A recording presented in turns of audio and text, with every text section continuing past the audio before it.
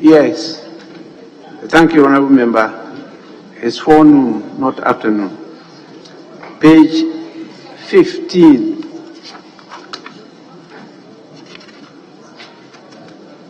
Page 16. Yes, please. Mr.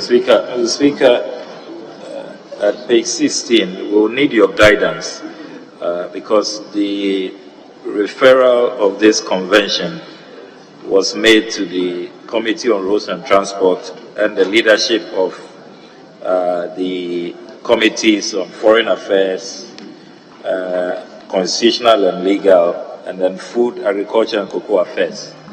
But you don't see that in the head notes. You don't see that even with the first paragraph on the opening. But you only begin to get an understanding of that when you go through the attendance list, those who were in attendance.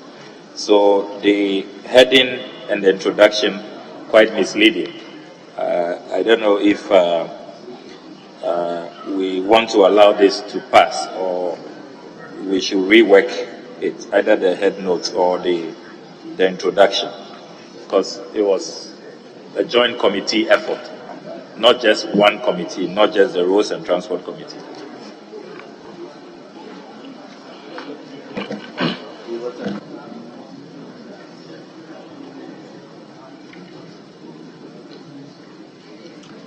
Yes, the table office captured that properly. Captured that properly. We say it was not a joint committee.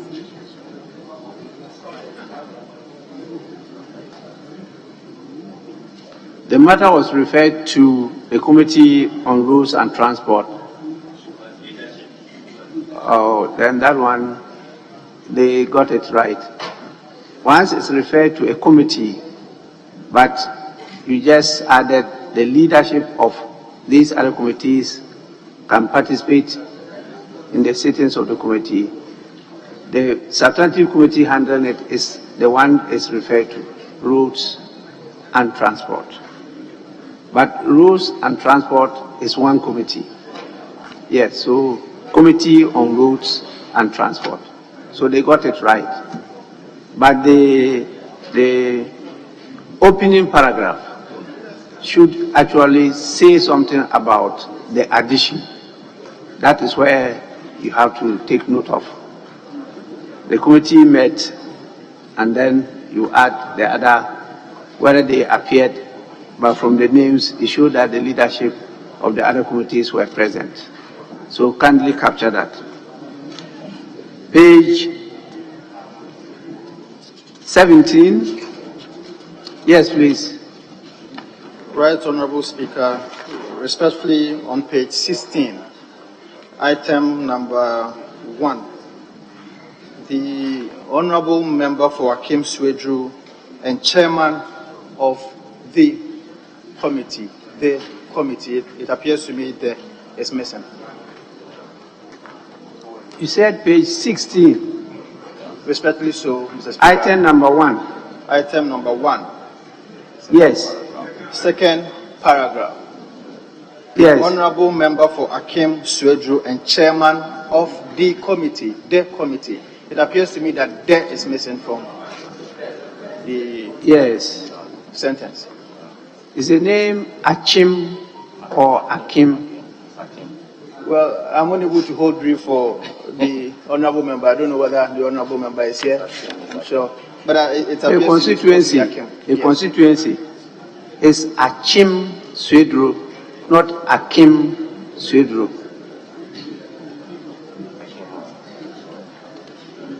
Thank you, Mr. Speaker.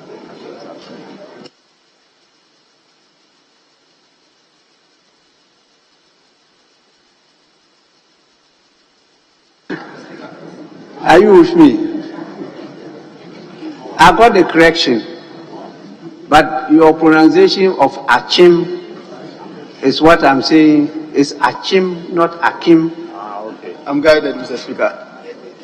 I'm guided. I'm not saying you should be guided. You should take it as a proper pronunciation. Thank you. Yes. John is also not here.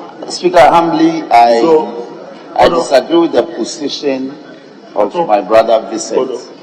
This is because the reference to the chairman of the committee is in a composite capacity. So the first day qualifies for that because it says the honorable member for Achim Swedru, and chairman of committee. So that reference is actually in respect of his position as a member for Achim Swedru, as well as chairman of the committee. So we cannot introduce a second day in the syntax. So I think how it is captured is correct. It's correct. Thank you.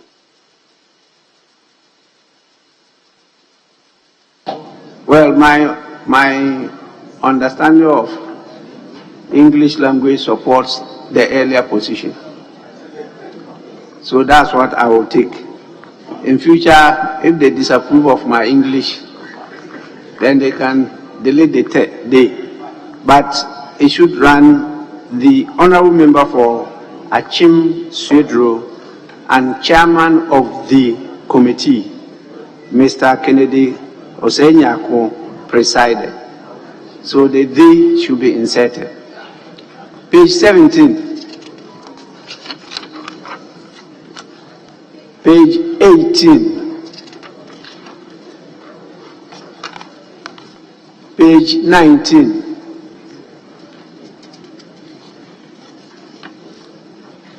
Page 20. Yes, please.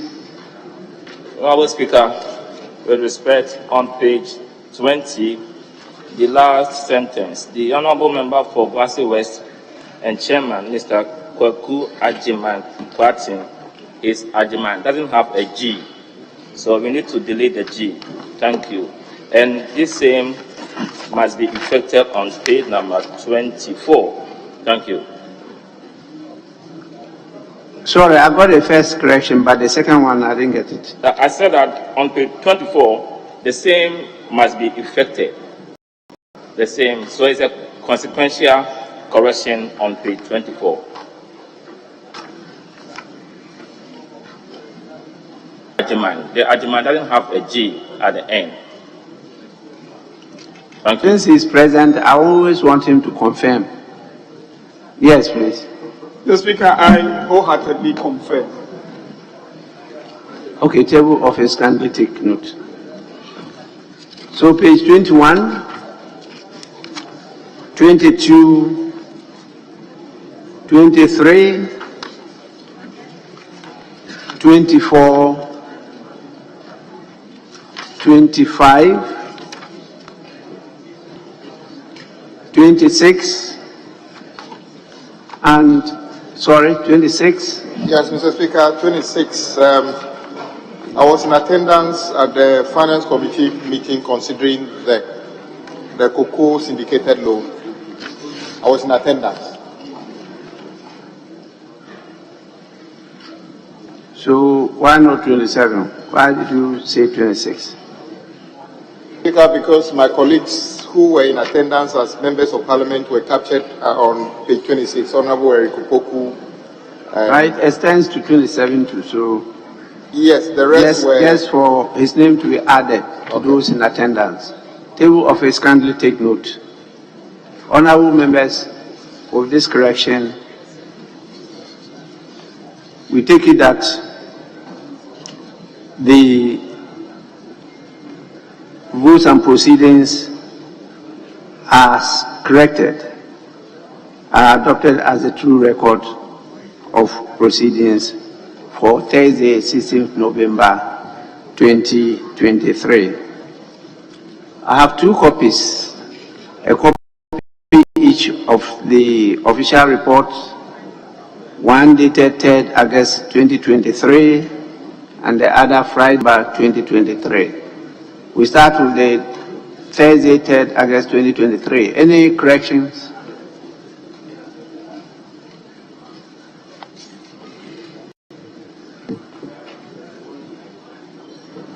Honorable members, in the absence of any corrections, the official report of Thursday, 3rd August 2023 is hereby adopted as the true record of proceedings. We move to the one dated Friday, 3rd November 2023. Any corrections? Honorable members, in the absence of any corrections, the official report of Friday, 3rd November 2023. Oh, you are up? Yes, please. Honorable member, may I kindly advise that in view of the color of the pillar directly behind you, your apparel should reflect differently from that of the pillar.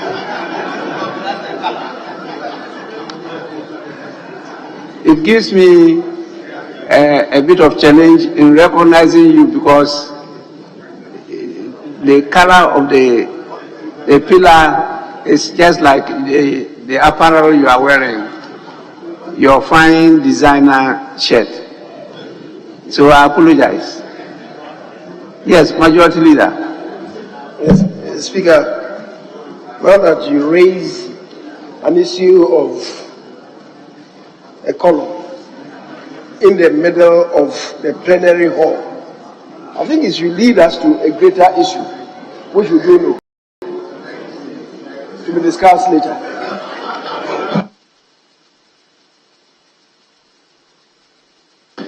Young man. The Majority Leader is a young man, so yes, I've taken note of that. We will discuss later. Yes, Honorable Member for Kwadaso.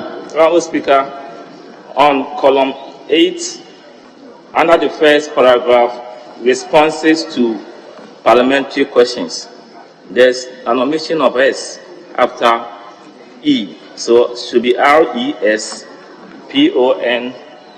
RESPONSES, responses, not responses. Then on column 26, the last paragraph, the eighth, from the 8th line, once says once Ghana is hosting the IPU conversation. In my respective view, unless the context otherwise suggests, it should be conference, hosting the IPU conference, not the IPU conversation. Thank you.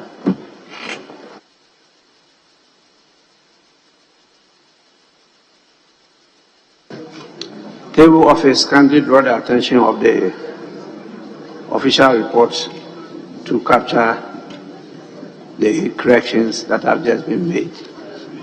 Honorable members, in the absence of any further corrections, the official report of Friday, 3rd November 2023. Sorry, Honorable Member. Thank you, Vice Honorable Speaker. Respectfully, on column 37, I made a correction that very day, and if you read the last line, that is paragraph 1. I mean, if you read the last line, it reads at, I would like it to be changed because I was ably represented here in the House. If it pleases you, Right Honorable Speaker, if it could be changed to, I was present here in the House, not ably represented here in the House. And again, on column 36, the last paragraph. Honorable members, we will now take item 4, correction of votes and the proceedings. Maybe with your guidance, if they may have to be omitted, because from the official reports or from the votes and proceedings that we normally see here, there's no there over there. So if the there can be omitted. Votes and proceedings, not votes and the proceedings. You are looking at the votes and proceedings. Respectfully so. Oh. The decision on that was taken a few minutes back, so we can't go back. Maybe another time we could look at that. But please, table office be guided by his submissions. Honorable members, as stated earlier, in the absence of any further corrections, the official report of Friday, 3rd November 2023 is hereby adopted as a true record of proceedings. We now move on to item 5 on the order paper, business statement for the 4th week to be presented by the chairman of the business committee.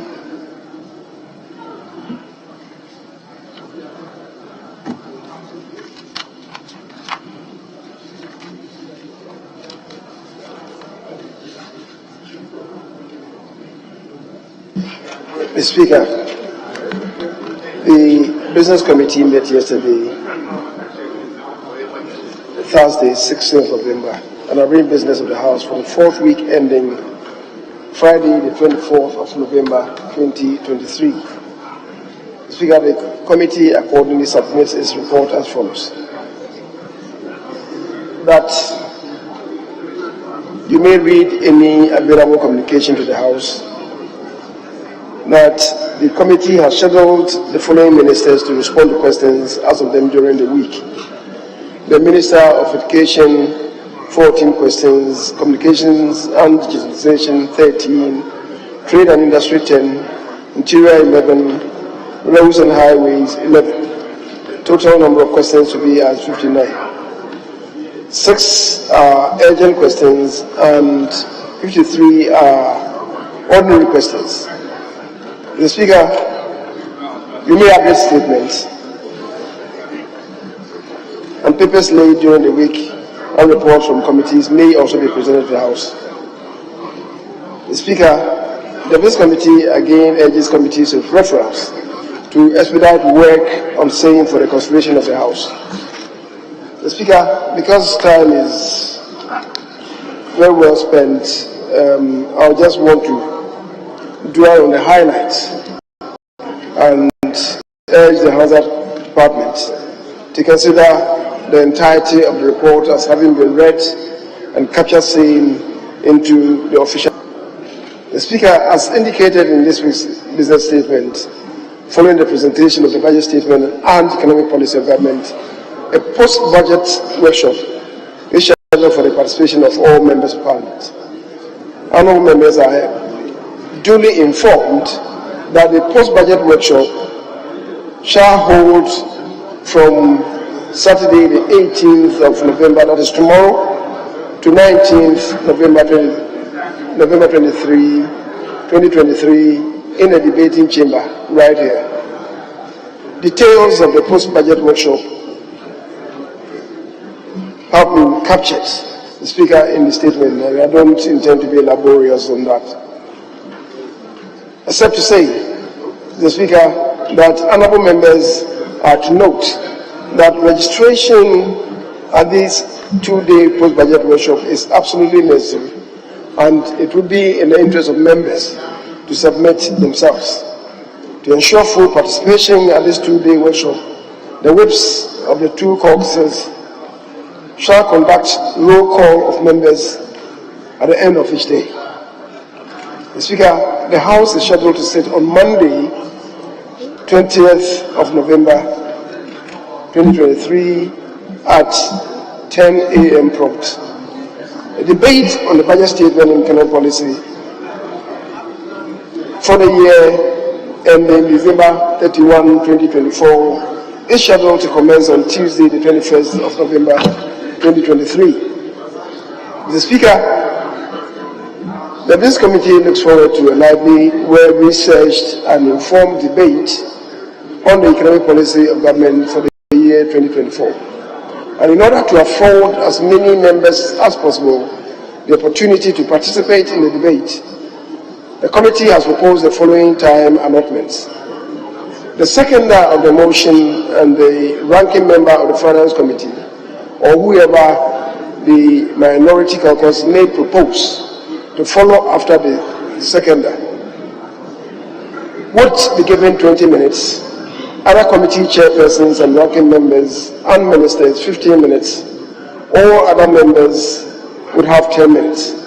The Speaker, the committee proposes that the debate for each day be structured according to the specific sectors: governance, including security and public safety, finance and economy generally, energy and other infrastructural sectors, the social sector, local governance, as well as youth, sports, tourism and cultural sectors. The above recommendation is to ensure coherence, comprehensiveness and logical flow of the debate. Accordingly, the committee proposes the following sectors for each day. On Tuesday, we shall have finance, agriculture, trade and industry. Wednesday following, communications, energy, roads, Western housing, sanitation and environment. Thursday, the House will hear contributions on education, health, employment, youth and sports, tourism, culture and chieftaincy.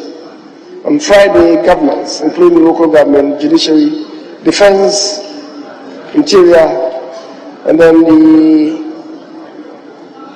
constitutional bodies. The Speaker, honourable members are hereby informed that the debate on budget statement and economic policy is scheduled to be concluded by leadership on Tuesday, 28th November 2023.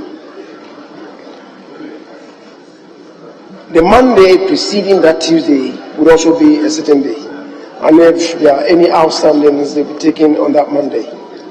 The Speaker, as recommended during the presentation of the business statement last week, the committee once again recommends to the House to commence sitting each day at 10 o'clock prompt. The Speaker, if we do so, we shall have sufficient time for a debate. The Business Committee entreats all committees to endeavour to commence consideration of the budget estimates of the various MDAs by Wednesday, the 29th of November 2023. The committee therefore urges all committees to expeditiously work on the budget estimates of the various MDAs for the consideration of the House due to limited time available to Parliament before Christmas. Mr. Speaker,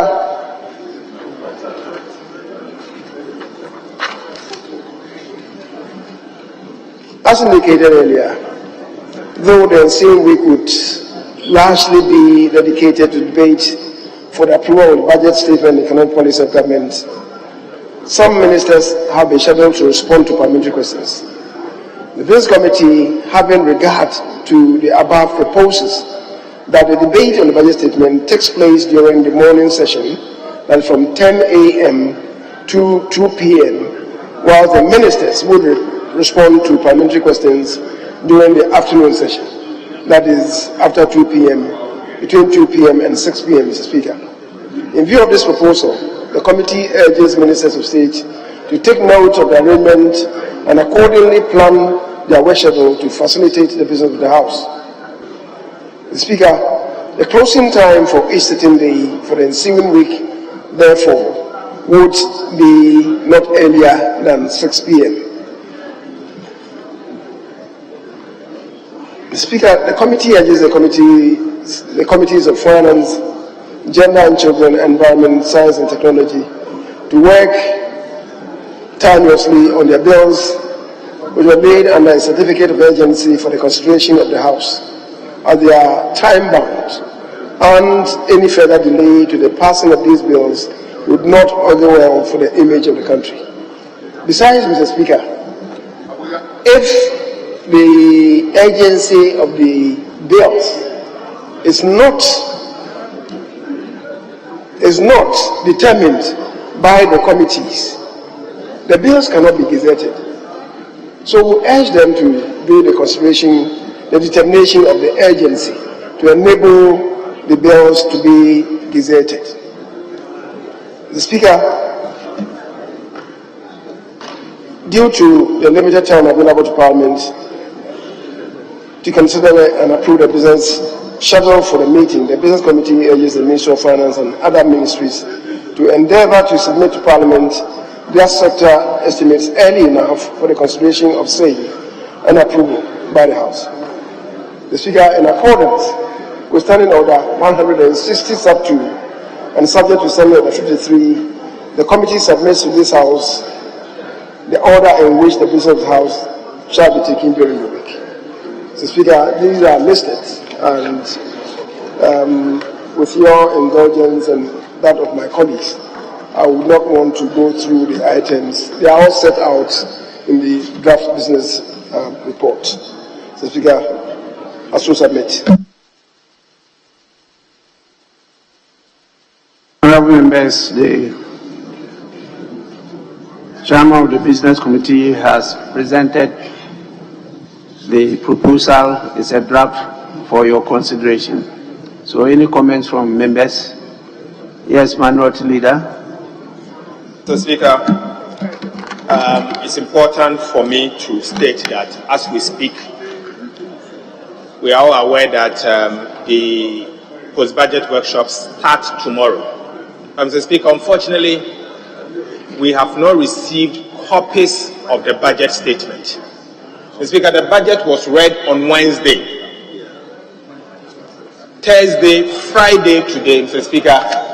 We do not have copies of the budget statement. Mr. Speaker, the budget statement, as we speak, I do not have a copy. No one here has a copy of the budget statement. Mr. Speaker, I have been observing the Ministry of Finance website since Wednesday to be able to download a soft copy. Mr. Speaker, budget statement is not the speech. Budget statement is the appendices that comes with it, the numbers. The devil is in the details. Mr. Speaker, the speech is a political statement. The budget statement is the document itself. We don't have it. Mr. Speaker, we don't have it. And so it is very difficult for us to participate in the post-budget workshop and be able to do what is required of us. Mr. Speaker, aside that, the civil society is waiting for a copy of the budget. The international community is looking for a copy of the budget. Members of Parliament is looking for a copy of the budget for us to do justice with it. But we don't have the budget statement. Mr. Speaker, this can't continue like that. Instead of them printing the budget statement for us, I've just seen you having a copy now. So it looks like, Mr. Speaker, it looks like football. Mr. Speaker, if you are good, then they'll give you a copy. Mr. Speaker, where is the budget statement? Where is the budget statement? We want to see the budget statement so that we can do justice with it. Thank you, Mr. Speaker.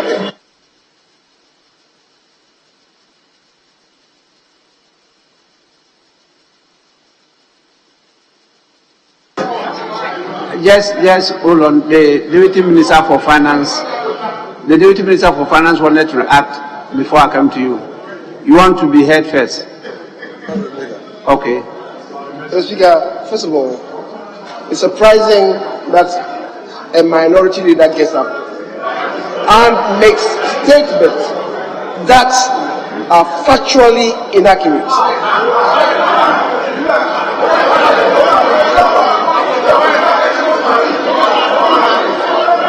Mr. Speaker, first of all, he says, he refers to something as football, that I have a copy of it, and he doesn't have. Mr. Speaker, either he suffers from optical illusion or his vision is impaired. Mr. Speaker, what I have here is the budget statement and economic policy of the government of Ghana for the 2023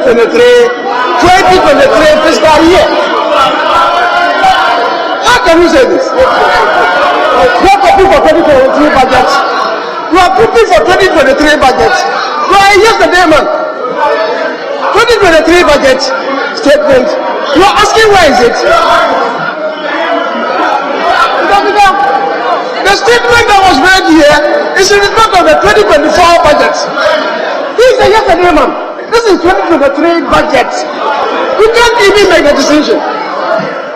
You can't even make a decision between 2023 budget and 2024 budget. Mr. Speaker, so that is number one. Number two, your own whip is sitting by you. Your whip is sitting close to you. Is the whip saying that it doesn't have copies of the budget statement for 2024? Is that what you're saying? Mr. Speaker, let him talk. I'll yield to him and I'll come back. Mr. Speaker, as I speak to you, Mr. Speaker, I have not seen a copy of the 2024 budget. No. I was actually surprised that the majority leader is asking me to confirm. I don't have it. All I know is that if the staff at the Ministry of Finance spend a bit more time working on the budget instead of laying a procession with a brass band to receive the finance minister after the presentation of the budget would have been ready yesterday. Mr. Speaker, I can confirm that yes, the majority whip suggested that there might be copies of the budget. He just sent the copy of the budget to Mr. Speaker. I'm still here. So if you were to ask me if I've seen a copy and I say yes, it would have been false. I have not seen a copy of the 2024 budget as of now, Mr. Speaker. Mr. Speaker, I yield. Honorable members, I think this one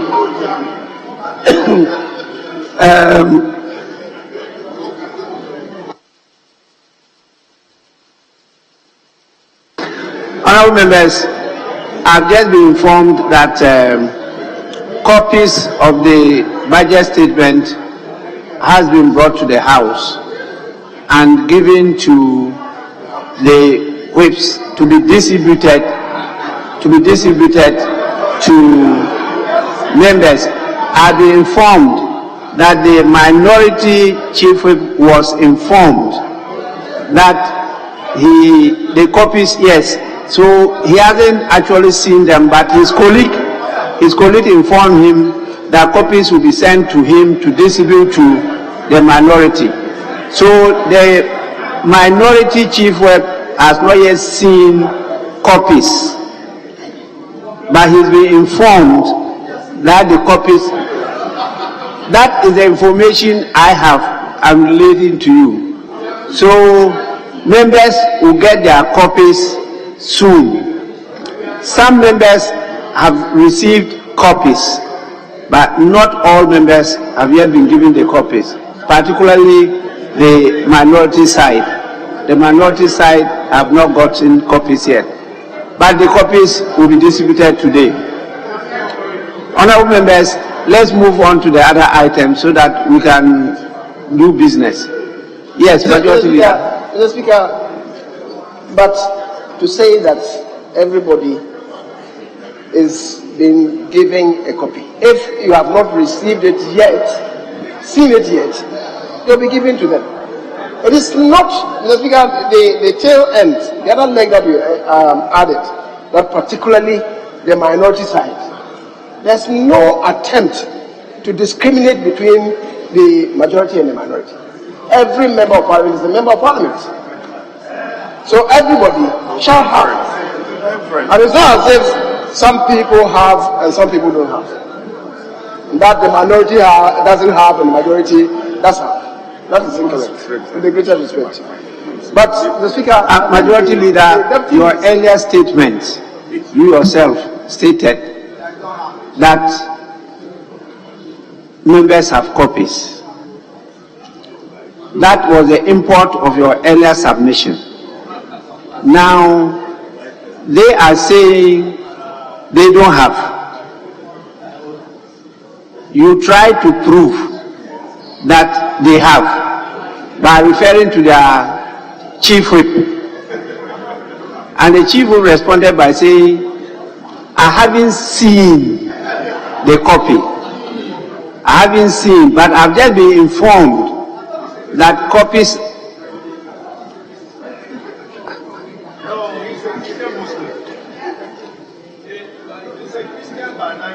Please, he said he hasn't seen, but he has just been informed that copies have been sent which is yet to see, so that he will distribute them to the members on the minority side. I have not said anything to show that there's discrimination. I have not. We are just stating the facts as presented. Please.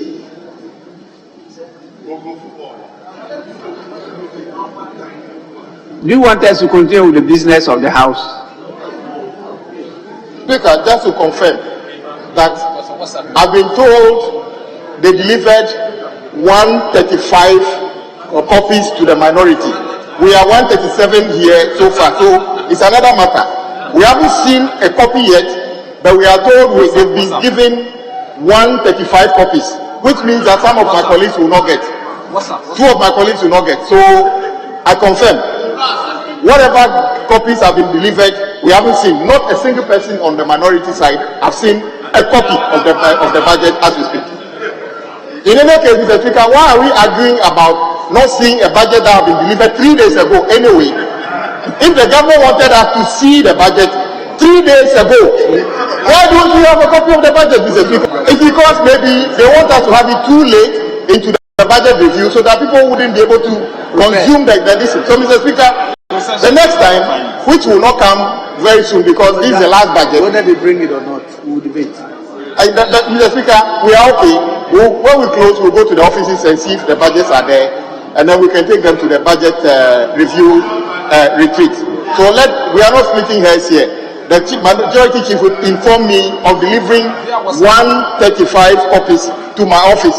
I cannot be in the chamber and be looking at what has been delivered to my office at the same time, physically. That is a fact, Mr. Speaker. Let me listen to the Deputy Minister for Finance. I'll come to you, Chief. Thank you very much, Mr. Speaker. Mr. Speaker, I just want to put on record that we have delivered 280 copies of the budget, the 2024 budget, to the House of Parliament. And so if for any reason he claims he's calling 135, we have done 280. And I know that we are 275 MPs in this chamber. So clearly we have done what Ministry of Finance has delivered, what it's supposed to deliver. It was done this afternoon. So, Mr. Speaker, respectfully, we have delivered 280 copies of the budget. And I'm surprised at the way my colleague on the other side is behaving, and then the minority leader as well. This is not the first time this has happened. Even in your time, it happened the same. But the most important thing is reading the budget, sitting down and reading the budget to know the content, so that we can all debate on Tuesday. Thank you very much, Mr. Speaker. Yes, Majority Chief Whip.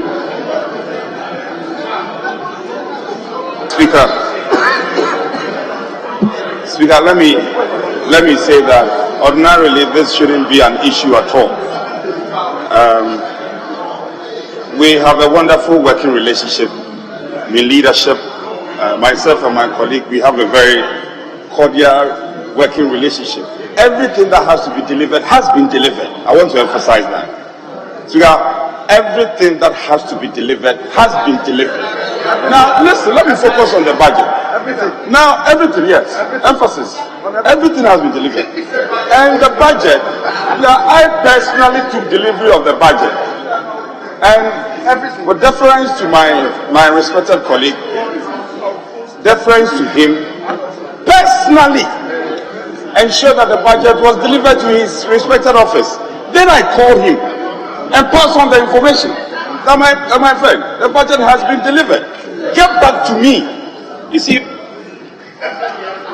get back to me. And lo and behold, very characteristics of him.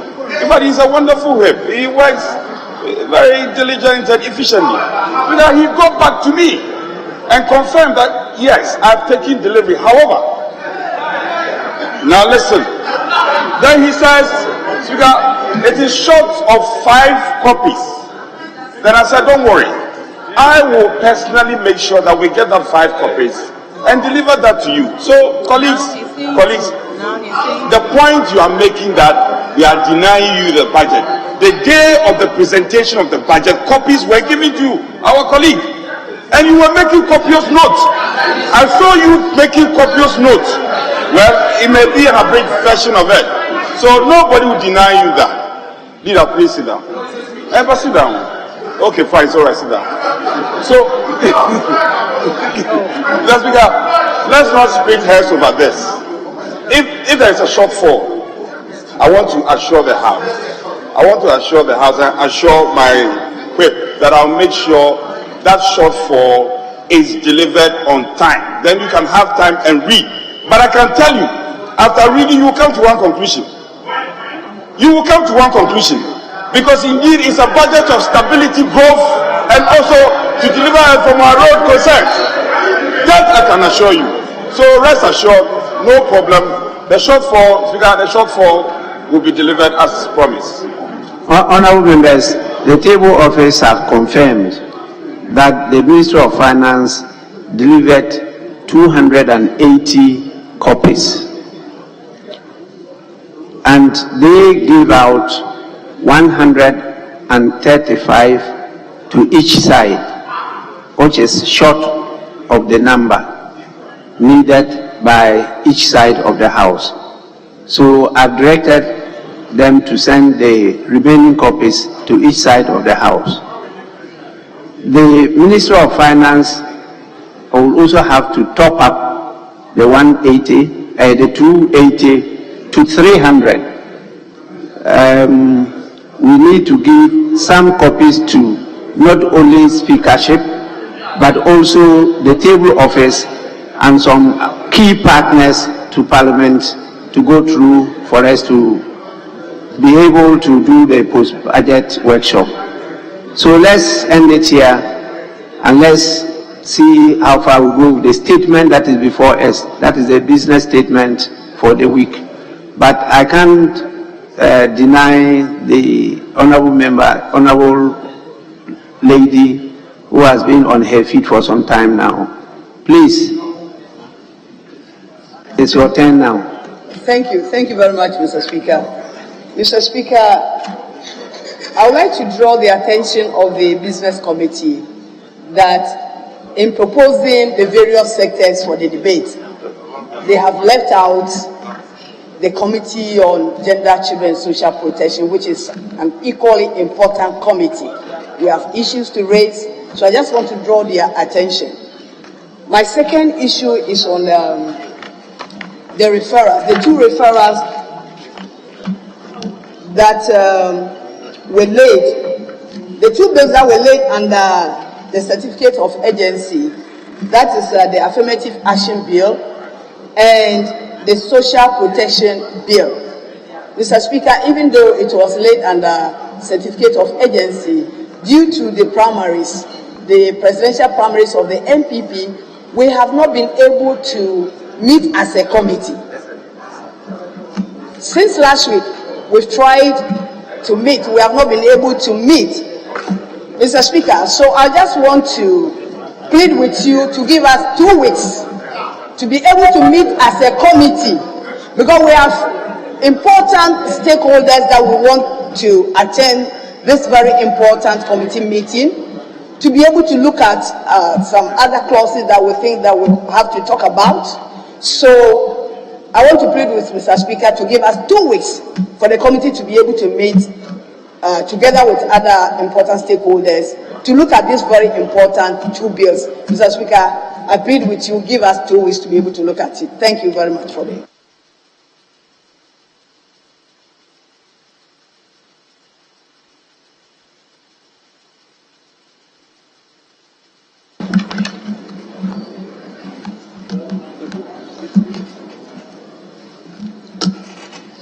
Mr. Speaker, I also want to know from the Business Committee, they have not included the bill on the LGBTQ plus bill. They have not included in the business statement. I would like to know from that is already on the order paper. So, I mean, by our rules, they will continue to capture it every week until we deal with it. Yes, honorable member. Thank you, Mr. Speaker. Mr. Speaker, I think there's a development prevailing in the House today just to, in my opinion, impair in terms of priorities, things that are probably much more important to help the House and the country. Because Honorable Member Helen Intonso had claimed that because of MPP's primary, her committee has not been meeting. It's very unfortunate, because my committee will be meeting. Even yesterday we met. So it is a committee specific. It is a committee specific inefficiencies and ineffectiveness. And for that matter, for her to integrate and roll in MPP's committee, in my opinion, is very unfortunate. I think there's a deliberate attempt to delay passing most of the important reports that will rather prepare this country forward. And for that matter, we need to stop this and build a needed cohesion as a house in the interest of our country and society. The very people that give us the mandate to serve them, we don't have to do this disservice to Kenyans. I think it is not right and appropriate. Thank you, Mr. Speaker. Yes, Honourable Member, yes. Mr. Speaker, Honourable Member is not a member of the committee. I am telling him for a fact that the committee was not able to meet due to the primaries, the presidential primaries, because the acting chairman was an active campaign leader for a candidate. We couldn't meet. There are issues. We have reported that to the chief whip, so I know what I'm talking about. Honourable Member, may you attend to your... Yes. Who is the chairman of that committee? Or chairperson of that committee? Mr. Speaker, we have an acting chairman who is Honorable Aliu Muhammad. Farouk Muhammad. Honorable Farouk Aliu Muhammad. He's acting chair. Well, honourable members, it's actually not proper for all this time for the committee to be hiding under the excuse of MPP primaries. It's not. I think the chairman should be active and should be able to summon a committee meeting for you to look at it. It's a very important bill. Very, very important bill. I don't even know why it's coming under this certificate of urgency, but it's a very important bill that we need to scrutinize and add on, because this is a bill we will be held responsible, not government, for passing a bad legislation or bad law. So we need some time to look at them, but they said it's under a certificate of urgency, and you people have to come. The committee will have to come back to us to see whether this is a bill that can be handled under a certificate of urgency. So we are waiting on the committee to report on that. The business committee is simply giving us the business for the week. They don't determine the urgency or otherwise of the bills. It's the various committee. So we are waiting your report. Yes, any other issue?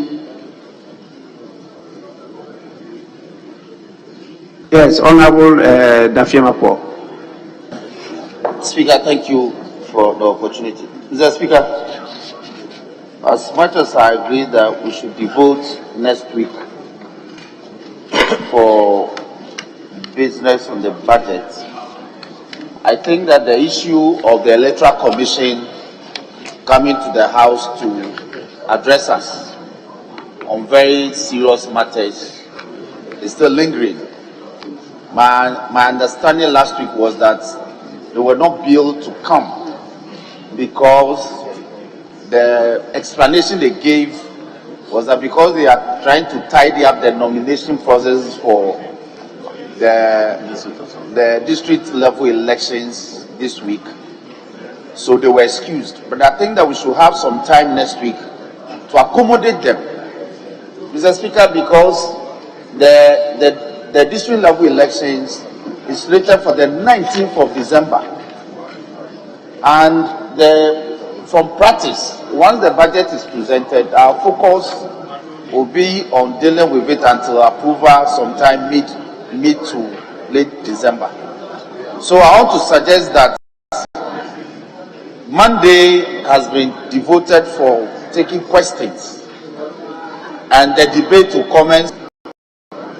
So my humble proposal to the House is to accommodate them so that they can come and brief us on preparations and matters arising from the conclusion of the limited registration before the year ends. Mr. Speaker, that's my humble appeal to the House. I thank you. Yes, Honorable Blackwell. I'm grateful, Right Honourable Speaker. Right Honourable Speaker, the first concern I have relates to the sectors that have been identified for the debate at page 3 of the statement. Conspicuously missing, Mr. Speaker, is the Foreign Affairs and Regional Integration Ministry. And that will mean that my committee, Mr. Speaker, will virtually be left out of the debate. So I want to draw the attention of the chair of the Business Committee. Mr. Speaker, I also note that a key sector like lands and natural resources doesn't also feature at all. National security does not feature. I see defense, I see Ministry of Islam. So if the majority leader can avert his mind. Then, Mr. Speaker, finally, on my part, I want to respectfully seek your wisdom on this matter, which will be issue that just created quite an uproar. The budget, Mr. Speaker, moving forward, is it possible for you to direct that within a specific period of the presentation of the budget? Because, Mr. Speaker, as soon as the budget is presented, members are called upon to engage even in public discussions, media interviews. You are being called by your constituents. Key stakeholders are calling you, and you are supposed to be making an informed, discussion into what has been presented.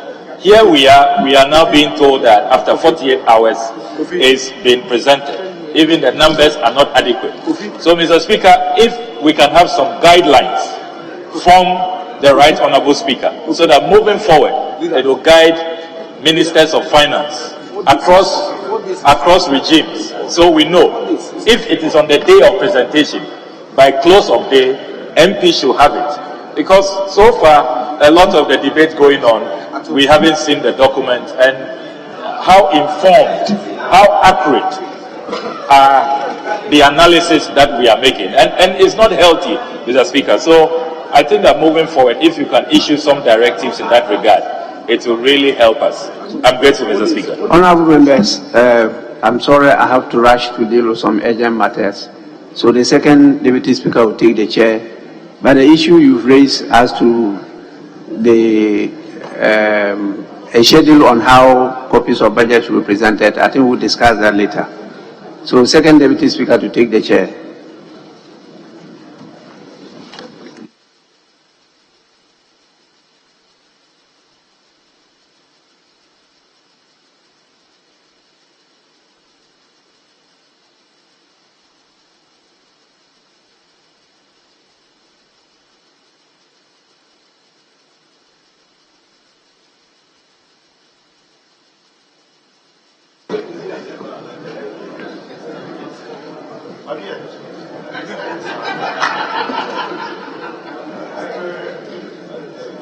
Are we concluding the business statement? Yes. Read that. Thank you, Right Honourable Speaker. Speaker, mine is an appeal to you on behalf of persons with disability who were hitherto employed to man toll booths. Mr. Speaker, they have asked me to appeal to your good self. Invite the Minister for Roads and Highways to come and speak to a matter that is of great concern to them. Mr. Speaker, the appeal is occasioned by a rather unfortunate event which occurred on Tuesday, November the 14th, 2023, when the leadership of this group went to the ministry with the hope of finding out from the minister when their unpaid salary. Honourable member, I think this is not born out of the business statement. No, I'm appealing to you. Then let's adopt this. Then probably you can. It is allowed. It is business time. Mr. Speaker, if you don't give me the chance, that is it. I am almost done. Honourable member, why don't you let us adopt the business statement? And Mr. Speaker, very well. If you say so, I concede. Well. So you get another time to address that issue. Honourable Speaker, this is simply to the Ministry of Finance. Just to urge them, I'm saying that based on the past experiences. This is so important that I'm urging the Minister of Finance to make sure they are present throughout the period of the debate so that they can take all the suggestions on board. If the Minister is not here, we expect to see the Deputy Minister. It's also important to know that the business has been rearranged. Questions will be in the afternoon. And so it's important that ministers who have questions will also note that this new rearrangement from 2 to 6, that's when questions will be answered. Thank you. Well. Leader, do you want to say something? Okay. Mr. Speaker, some issues have been raised by some colleagues in respect of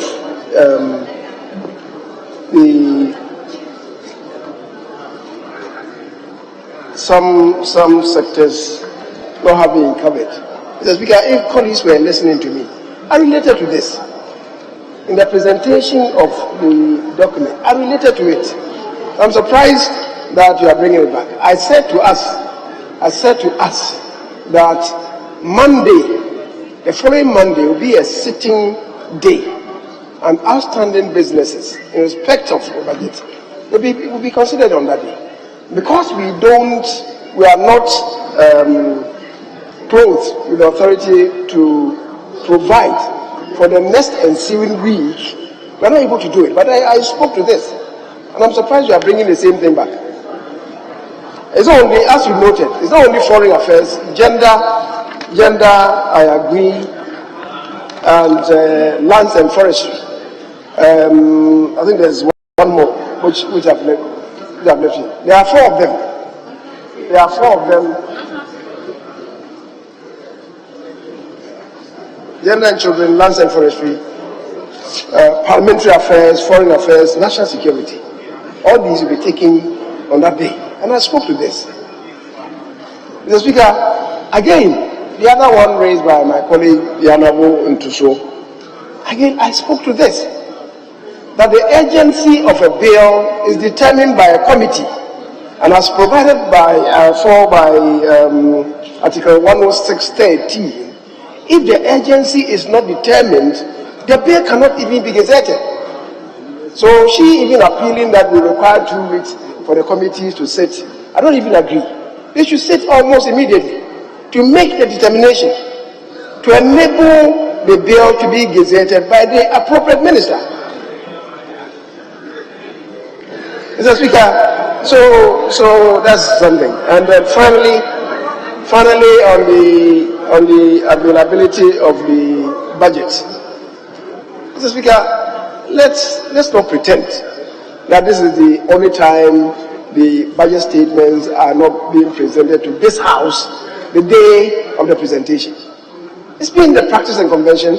However, Mr. Speaker, we should remind ourselves of the imperatives of Order 75(1), that as soon as sufficient copies of a paper are ready, then we could move a motion or whatever on it. So maybe we can, going forward, insist that, okay, the statements should be available immediately after the minister has made the presentation. But just to emphasize that this is not the first time that 24 hours or 48 hours after presentation before it's not the best. But let's not paint any picture that this is the first time this is happening. Having said so, Mr. Speaker, I believe that the House will approve of the statement. I thank you. Honourable members, the business statement for the ensuing 4th week has been read to us and has been thoroughly discussed. Is hereby adopted.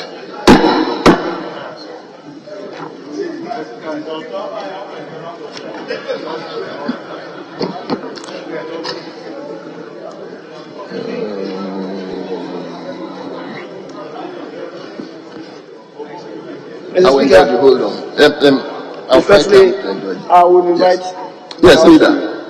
Vary the order of business for the day. Go to public business in order for us to deal with item 27. Item 27.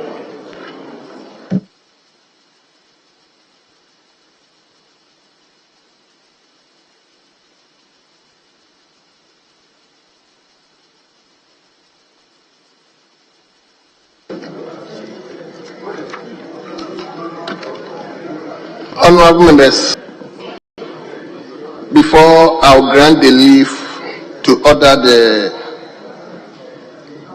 paper, let me indulge you to acknowledge the presence of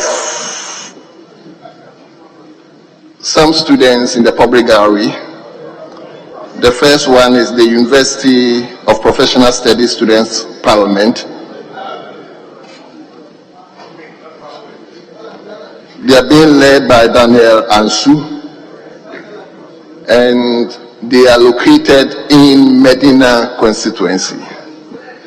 Do you have the member of parliament here? Very well. So you can resume your seat now. There is another school, but I don't think they are here now. The Makozil Anka Islamic Preparatory School. They are also being led by Abelim Markiel, and they are located in. Do you have Kowu West? Kowu West constituency. Do you have Kowu West constituency? Honourable member for Abitifi, do you have Kowu West constituency? Come again. The Speaker is Kowu West District. So, which constituency? In Nkoko constituency. So, the school is located in Nkoko constituency. So, now, honourable members, let me invite you to page 11. Page 11. To commence public business. Page 11. Motion. Item listed 27. Yes, Chairman of Finance Committee. Thank you, Mr. Speaker. Mr. Speaker, with your permission, I would like to move the procedural motions 27 and 30 together, since they came in the same memo. Leave granted. Oh, it's 27 and 30. Leave granted.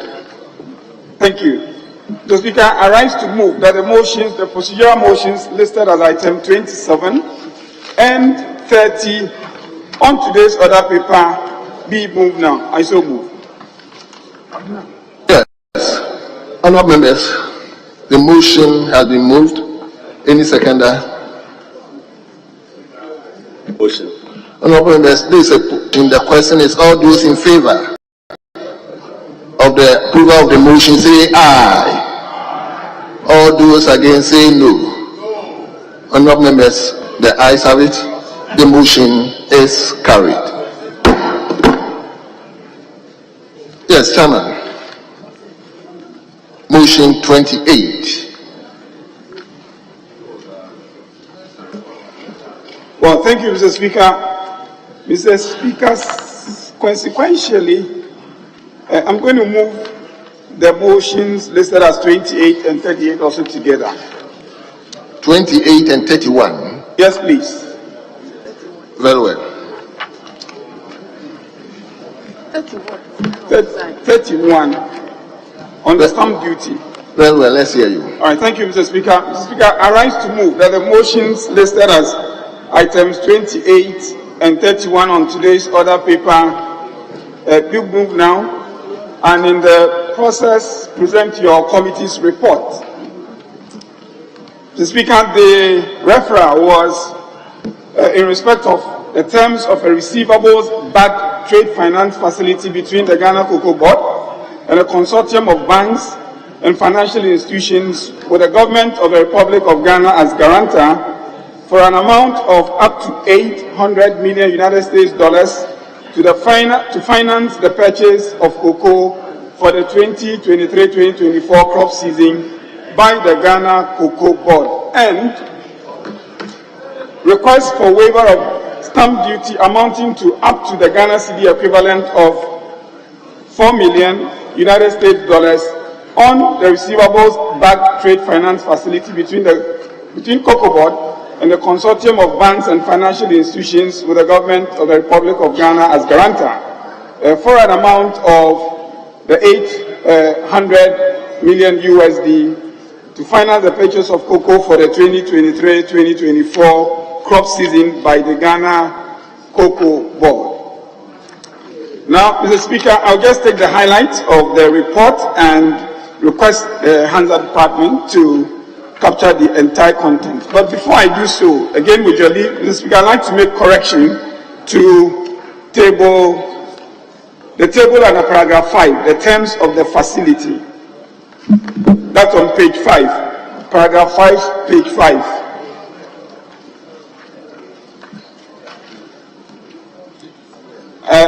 The correction, Mr. Speaker, is to delete the entire table, which is the indicative terms of the facility, and replace it with, I'm going to read it out, but the reference is in the parliamentary, the ministerial memo that came, paragraph 4.6, and the recommendations, the table that reflects the indicative terms of the facility. I would like to replace what is in the report with that. And Mr. Speaker, just for clarity, I would like to go quickly over that table. The margin and SOFR of the facility, SOFR is a secured overnight financing rate. The margin and SOFR of the facility is 7.8717%. The commitment fee is 35% of margin.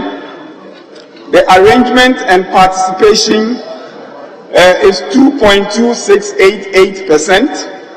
The interest rate stroke margin is 2.65%. The facility arrangement fee is $0 The first, as I have already indicated, Mr. Speaker, is $800 million. The underwrite is 0, and the best effort, Mr. Speaker, is 80,000. Computer total cost is 50 in US dollars is 59.250. Mr. Speaker, the stamp duty is 4 million, as has been indicated under paragraph 6. And I proceed, Mr. Speaker, to just make to capture some brief observations, some of the observations by the committee, and then take the conclusion. The committee noted, Mr. Speaker, that Cocoa Board, the Cocoa Board syndicator facility brings in foreign exchange. As we know, the schedule for the drawdown is also said that the full amount of the loan in the United States dollars is expected to be drawn over a relatively short period of about some 4 months, spanning November 2023 to February 2024. This is expected to bring immediate impact on the foreign exchange reserve position of the Bank of Ghana. A very important point, Mr. Speaker. As noted over the years, the signing of the annual syndicated loan alone often lowers speculative pressures on the Ghana cedi US dollar exchange rate. The Speaker, the utilization is under paragraph 7.3. And an important point observation was made on page 7. Mr. Speaker, it is because Cocoa Board envisages that going forward we will be enjoying higher prices of cocoa. What Cocoa Board is doing is to take, unlike they've done in the past, of the usual amount and to do spot sales subsequently. As a result, Cocoa Board envisages that the 2,600 US dollar per ton provision made in the consideration of this facility could bring us more. The committee sought to know how they intended to utilize a windfall if indeed it materializes. Mr. Speaker, they advised that they would put it into bonuses to encourage farmers, but also to address some of the traditional, some of the historical financial challenges of Cocoa Board. Mr. Speaker, the committee strongly recommends that any such windfall, that is, if it materializes, be used to improve the balance sheet of Cocoa Board. For this and other purposes, the committee resolved to have close engagements with Cocoa Board to assist in efforts to address the long-standing financial challenges of the institution. In conclusion, I was going to, since the Hanzard has captured the whole thing, I take the conclusion. Mr. Speaker, in conclusion, the committee, having carefully examined the referral, is of the view that a financing agreement is necessary to enable Cocoa Board successfully finance the purchase of cocoa for the 2023-2024 crop season. We therefore recommend to this House to approve both requests, both the terms of the main facility and also the request for a waiver on import duty. Respectfully submitted, Mr. Speaker. Very well. Honourable members, the chairman of the Finance Committee, the motion. Yes, I can see the ranking member for Finance Committee. Yes. An acting ranking.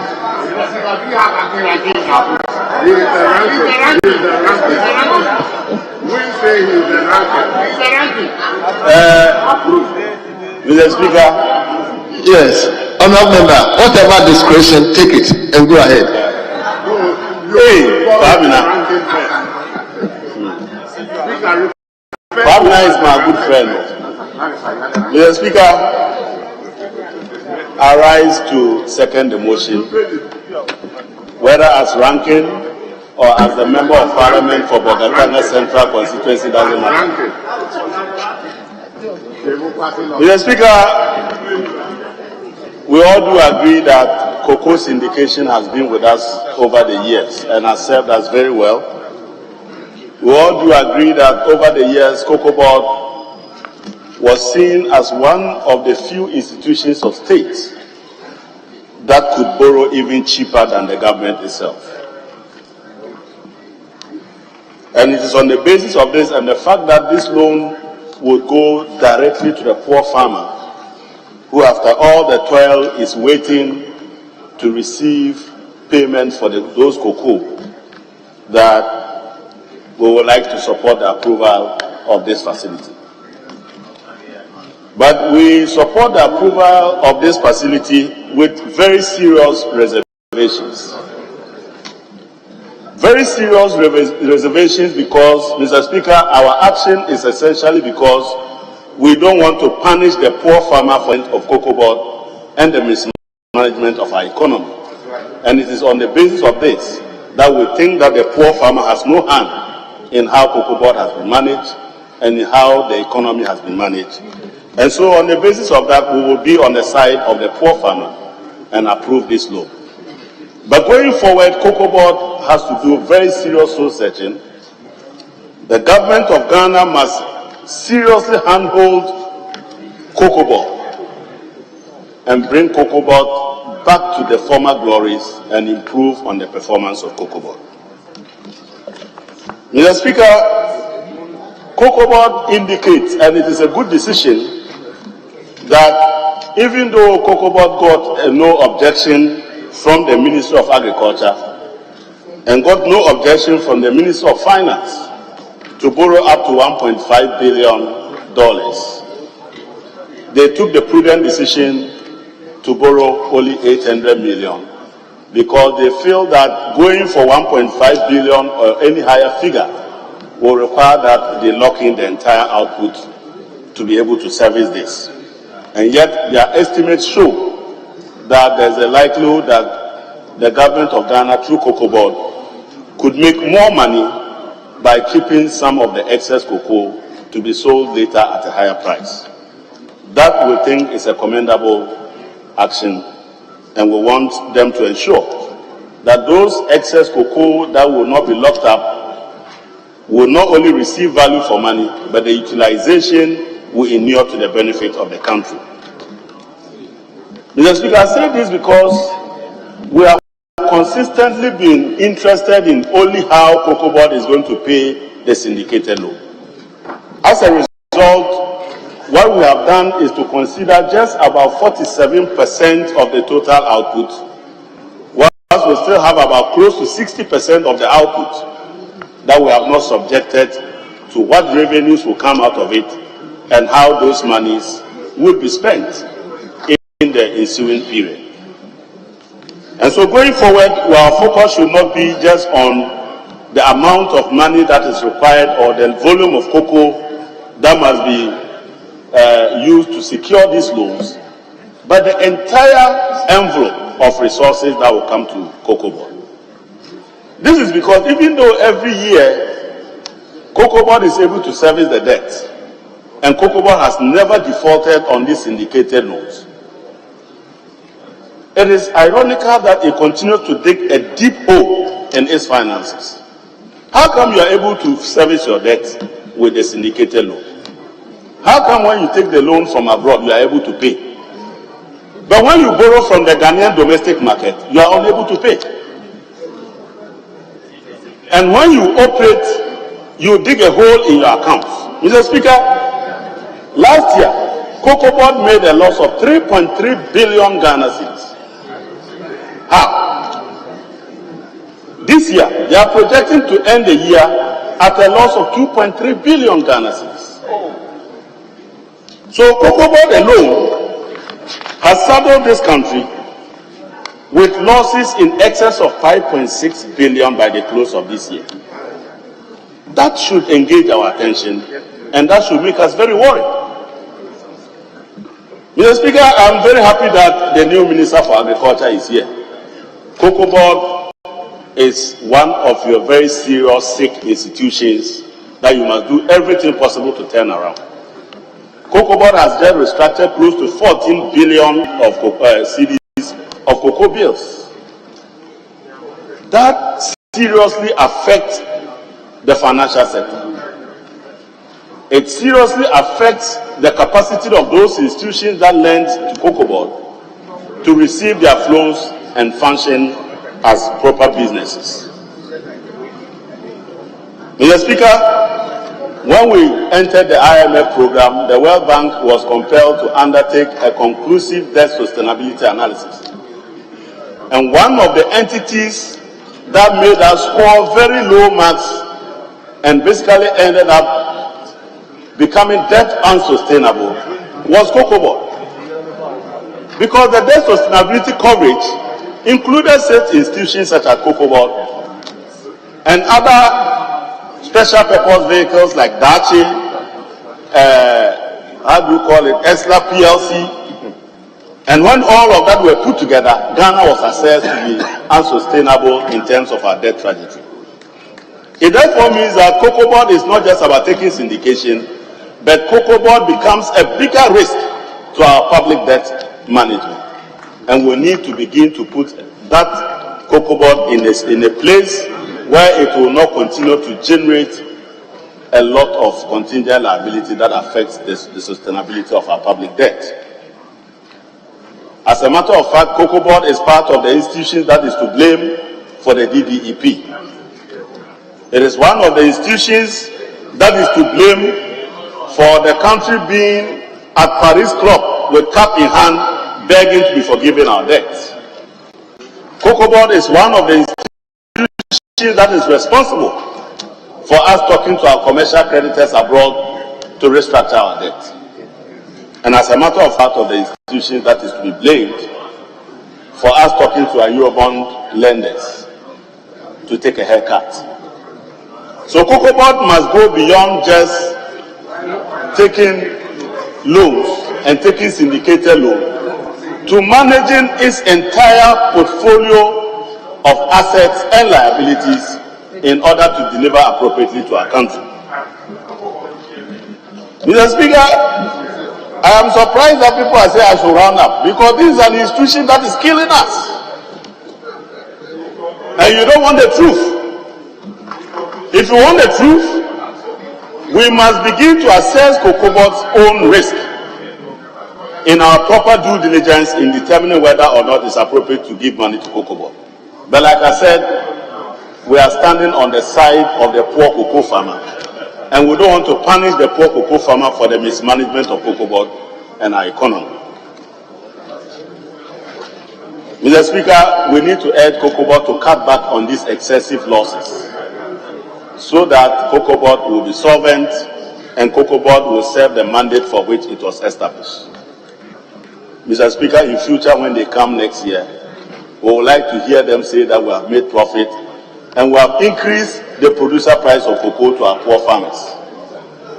Then we will not even debate, but we'll just go ahead and approve for them. But as it is now, we do this with a very heavy heart. Mr. Speaker, with these few words, I support the motion.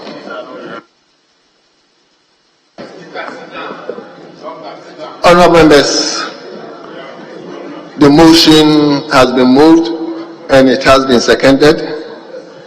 The motion is before us now for consideration. So in order to structure the debate, with the view that we have so many things to do today, we take two contributors from each side, then I come to leadership. So two from my right side, two from my left side, then I come to leadership. Am I okay? Mr. Speaker, I plead that we make it 3-3. Mr. Speaker, so the leaders can conclude. Mr. Speaker, this is cocoa. And we all know Ghana is cocoa. And so members must be given opportunity to have a bite. Mr. Speaker, it's important. At least 3 here, 3 there, and the leadership conclude 1-1 to make it 4 would be good. Thank you. Yes, leader. Mr. Speaker, ordinarily I would not have opposed it, given the import of what we've been doing, except that Parliament did not sit on time. And you look at the time now, it's close to 3. So I want to plead with my colleague that if we can have 2-2 plus him as the leader, because the ranking member on our break certainly is here. I know he will want to speak to us. So at least 3-3. Inclusive of the leadership, will be all right. So, honourable members, like I said, I'm taking 2 from each side, then I come to leadership 1-1 from leader. So I'll begin from Offenso South. Honourable member for Offenso South. Let's begin from you. Thank you. Thank you, Mr. Speaker, for the opportunity. Mr. Speaker, I rise to support the motion number 28 and motion number 31, ably moved by the chairman for committee. Chairman, Mr. Speaker, I'm surprised by the comments made by Honorable Adongo that Cocoa Board has been mismanaged and he is talking about cocoa board losses.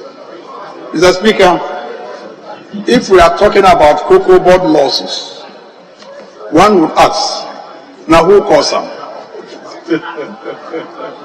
Mr. Speaker, now who caused them? Mr. Speaker, in 2016-2017, when the MDC was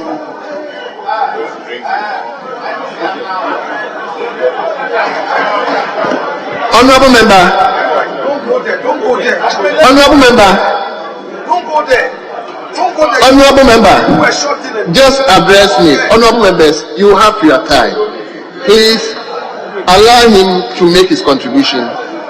If you have any comment, you get your time or contribute your make your comment to the one who contribute. Honorable member, please go ahead and make your contribution.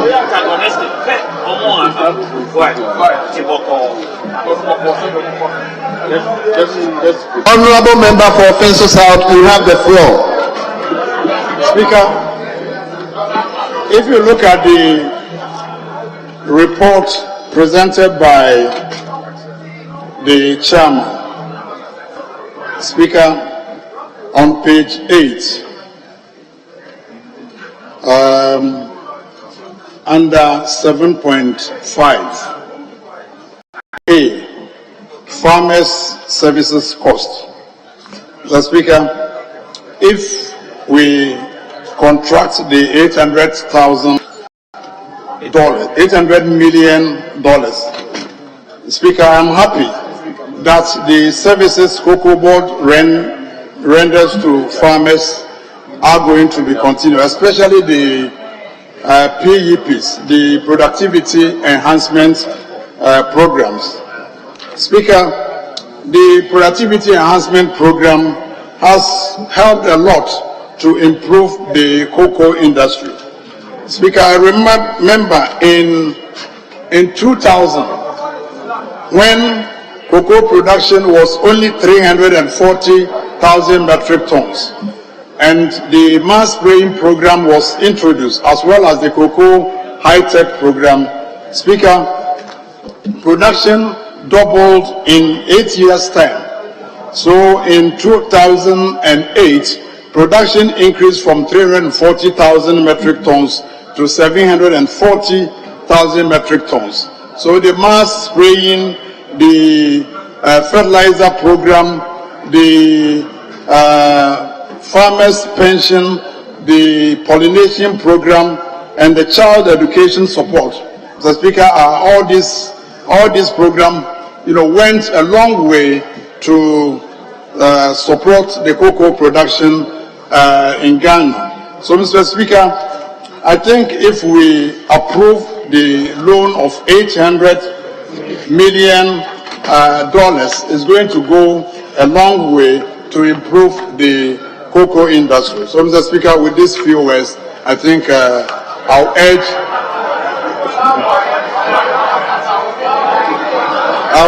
this House to approve the report and support the motion number 31 for the approval of the law. Mr. Speaker, I thank you very much. Yes.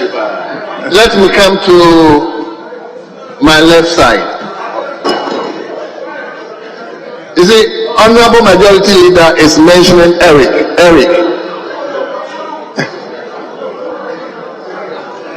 Well, I can cite Honorable Pudu. Mr. Speaker, I thank you for the opportunity. As indicated earlier by our ranking member, we will support this loan, syndicated loan, for two reasons. One, Cocoa Board is devastatingly broke. And our farmers need money for their products. That's why we will support it.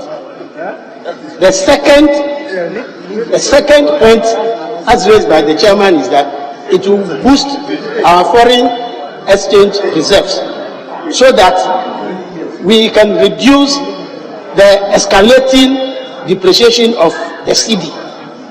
That is why we will support it. But, Mr. Speaker, there are very serious issues with this syndicated loan and others just a short while ago taken. One, before the 2022-2023 syndicated loan started hitting the Bank of Ghana's foreign exchange account, Cocoa Board has already spent $36.7 million. We are trying to find out why and how. There was that it was used for jute bags. We don't know what procurement processes went on before they started establishing the letters of credit from the money which is even yet to hit the Bank of Ghana's account. This is a serious management issue, financial management issue, which must be addressed. Mr. Speaker, I don't know whether the management of Cocoa Board is looking at the trend in the cost of the loans that we are taking.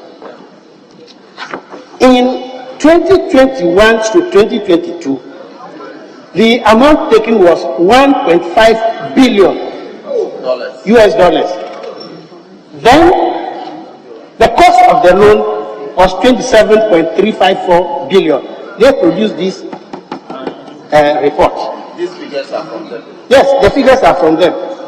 In 2022/2023, the amount drawn was $1.130 billion US dollars. The cost went up to $52.4 million roughly. So lower amount, higher cost. Then we come to the present one that we are considering. Mr. Speaker, the amount has dropped to $800 million US dollars.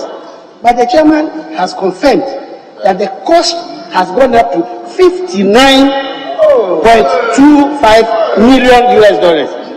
So what is happening? The amount is decreasing, but the cost is rising. It only shows that our credibility in the financial market is questionable. And we have to start thinking about how to rely on our own arranger's fee. Yes. Mr. Speaker, as I said just a short while ago, I think the management of Cocoa Board should start planning. You see, cocoa, 1 ton used to be $2.6 million. Sorry, 2,600 US dollars. That's 1 ton, the sales price in the international market. But cocoa is now being sold at almost or about 4,000 US dollars per ton. So if we are good managers at Cocoa Board, what we should start doing now, this windfall, why can't we start setting money aside in any medium-term investment so that within a short period we would have reaped enough to go and buy our cocoa by ourselves without going into the financial market to borrow. I think it is very, very important that the managers of Cocoa Board should look at this option. Otherwise, we will continue to be meeting. We borrow and a huge part of the money goes into the cost of securing the loan. I don't think it is doing us any good. We have to consider setting money aside so that we can offload, we can stop going for loans and then buying the cocoa by ourselves. Mr. Speaker, the last point I want to make is that if we do not know, cocoa sector has not been contributing to the national budget since 2007.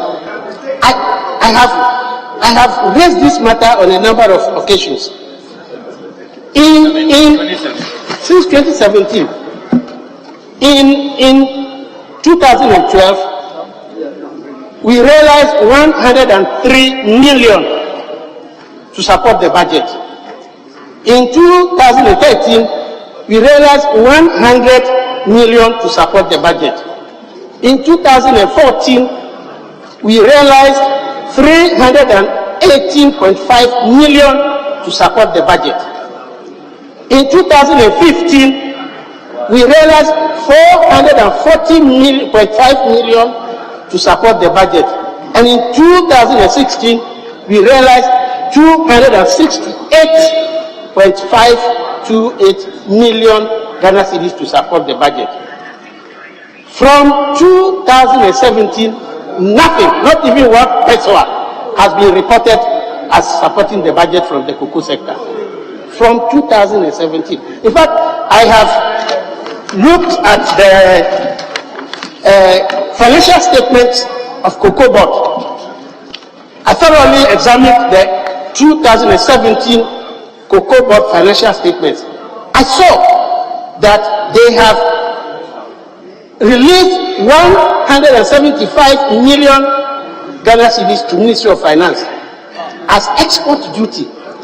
But that amount never got reported in the national accounts of the country. It is there.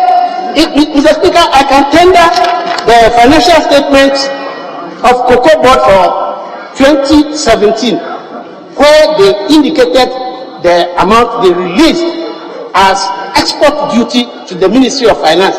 But when you look at the national accounts for 2018, 2019, 2020, it didn't find space at all in the national budget. So why is that happening? So I've been raising this, but nobody seems to be paying attention. I don't know whether, Mr. Speaker, you direct an investigation to be carried out into the disappearance of this 100. Honorable Member for Who Central. Yes, hold on. Honorable Deputy Minister for Finance.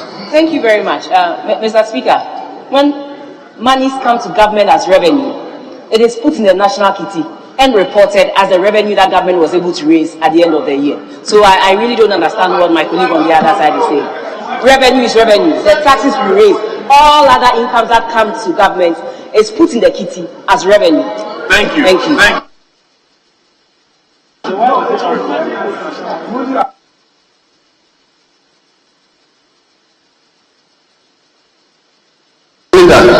You get time to speak so that you address.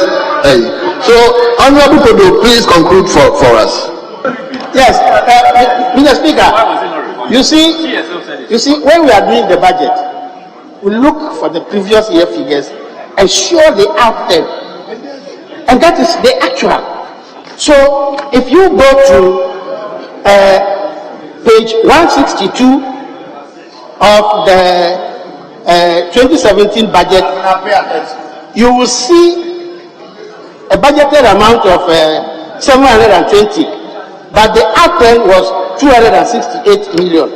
Now, the budgeted amount inherited by the NPP government was 331 million as export duty to be paid to the national coffers. But, Mr. Speaker, the outcome is dash. Dash means zero. You go to page 168 of the 2018 budget. The figure there is dash. Then in 2018, reporting on the 2017, you go to page 201 of the 2019 budget, and you again find dash. So I've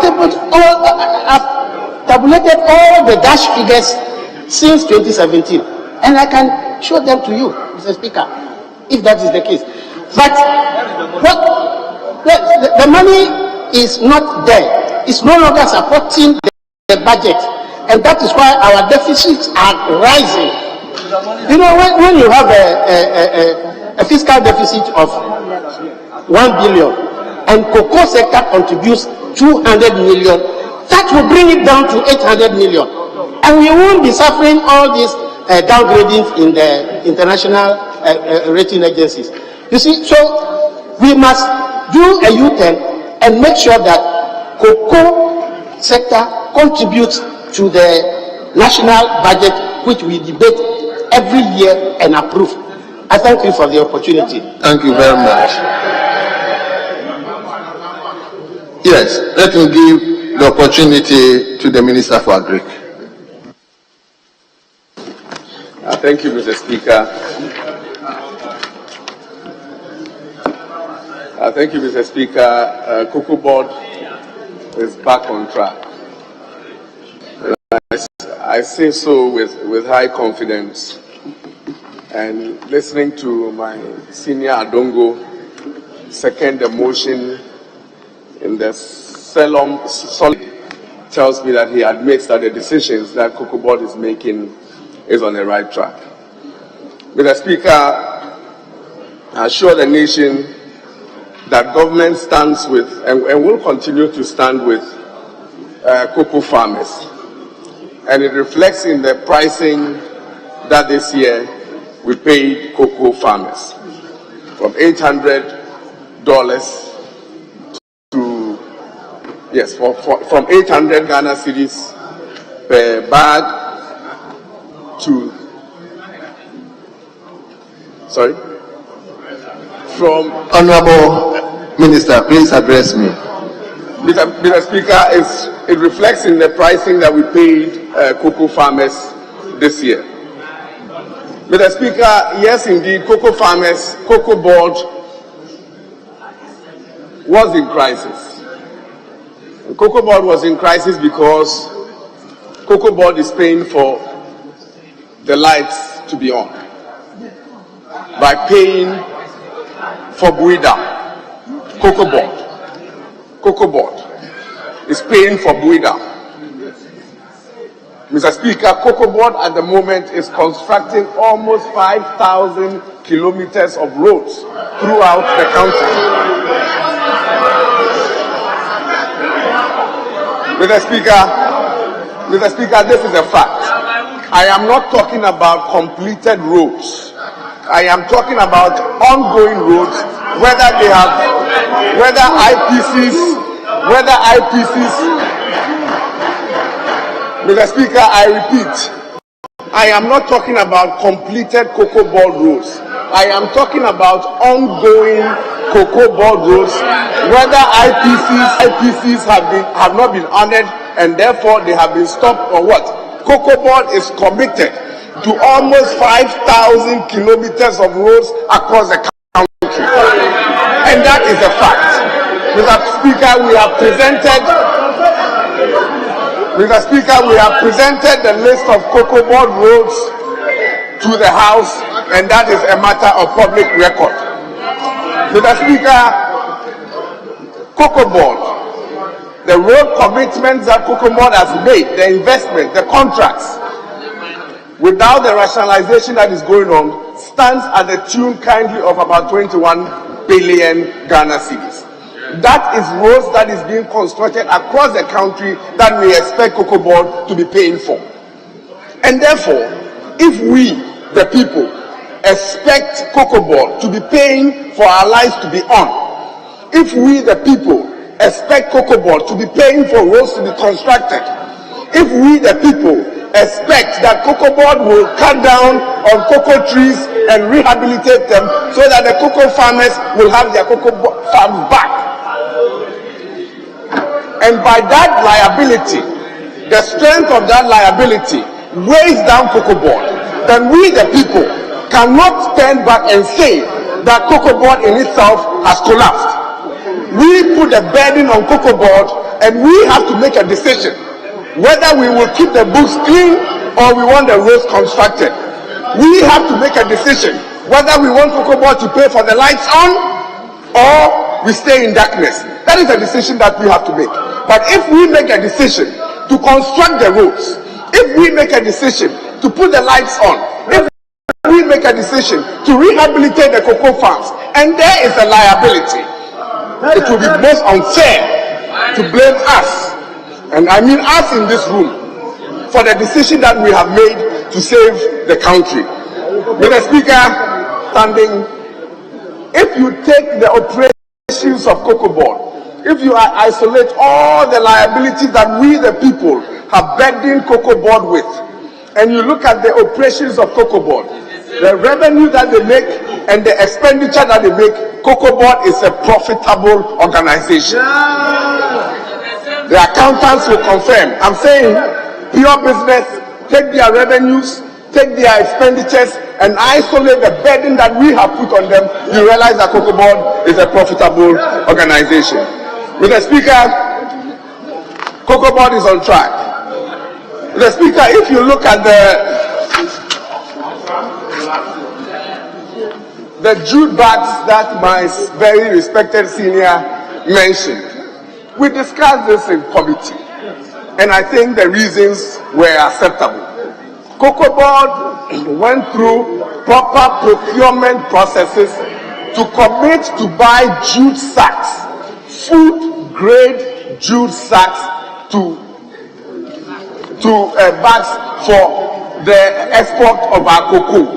This commitment, Mr. Speaker, was an international commitment.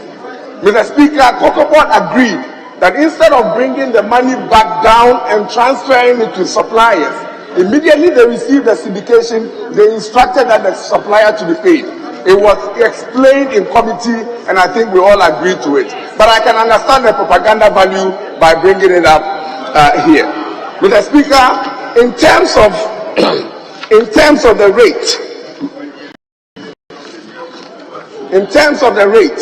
and I'm happy that my respected chartered accountant senior, I'd like to give some response to that. Mr. Speaker, I'll wind up. Forgive me. It is important for us all to know what is happening on the global financial market. If you look at the report that we submitted to Parliament on the same page 8 that you referred to, you will realize that on the SOFA LIBOR, on the global market, in 2020-2021, the LIBOR was 0.19%. In 22, it was 0.09%. In 22, it was 1.4%.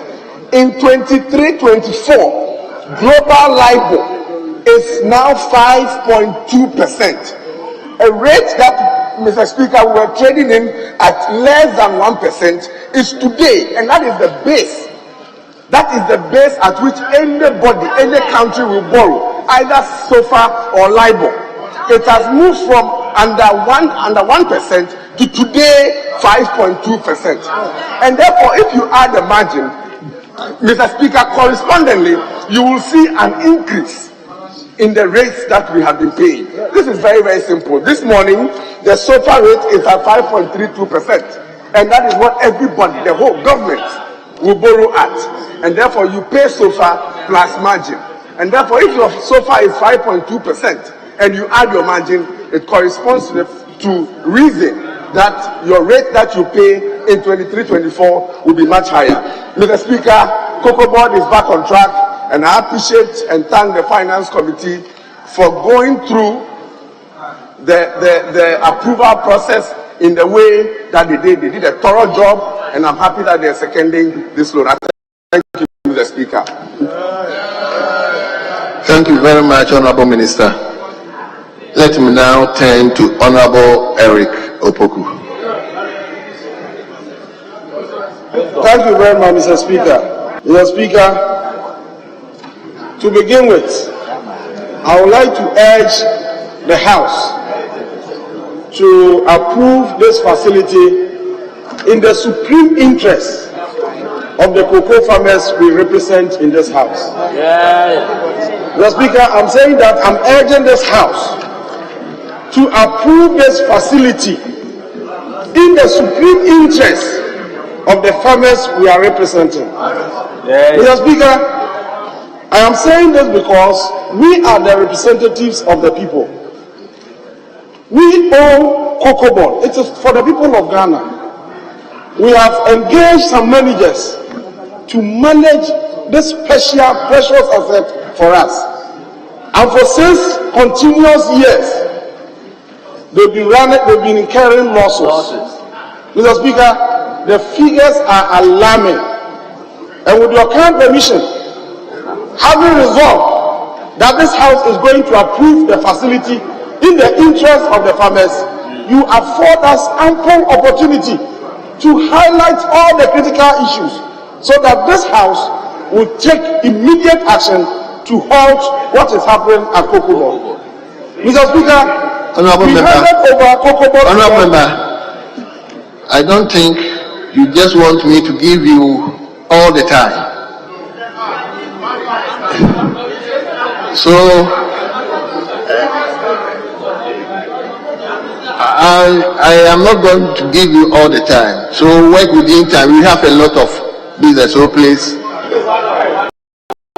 Mr. Speaker, we handed over Cocoa Board to them in 2017.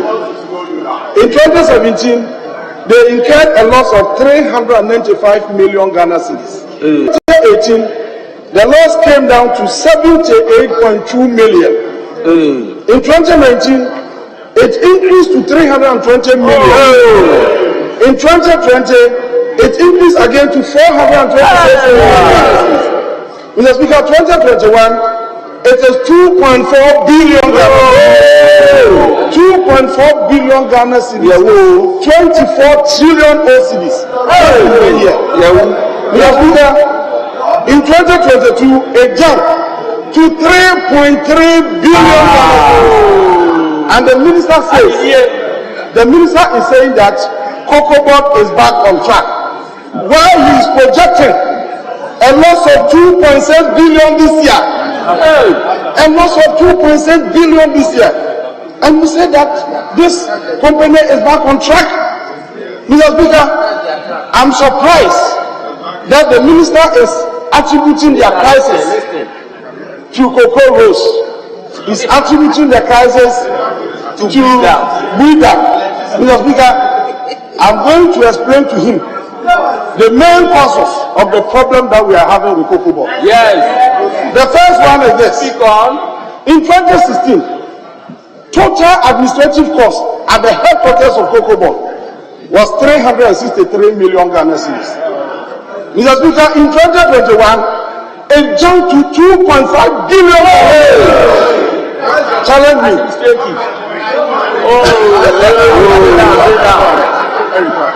2.5 billion cedis. Mr. Speaker, office expenditure alone has increased by 589%. And then you increase cocoa price by 63% and you were jumping. You were celebrating.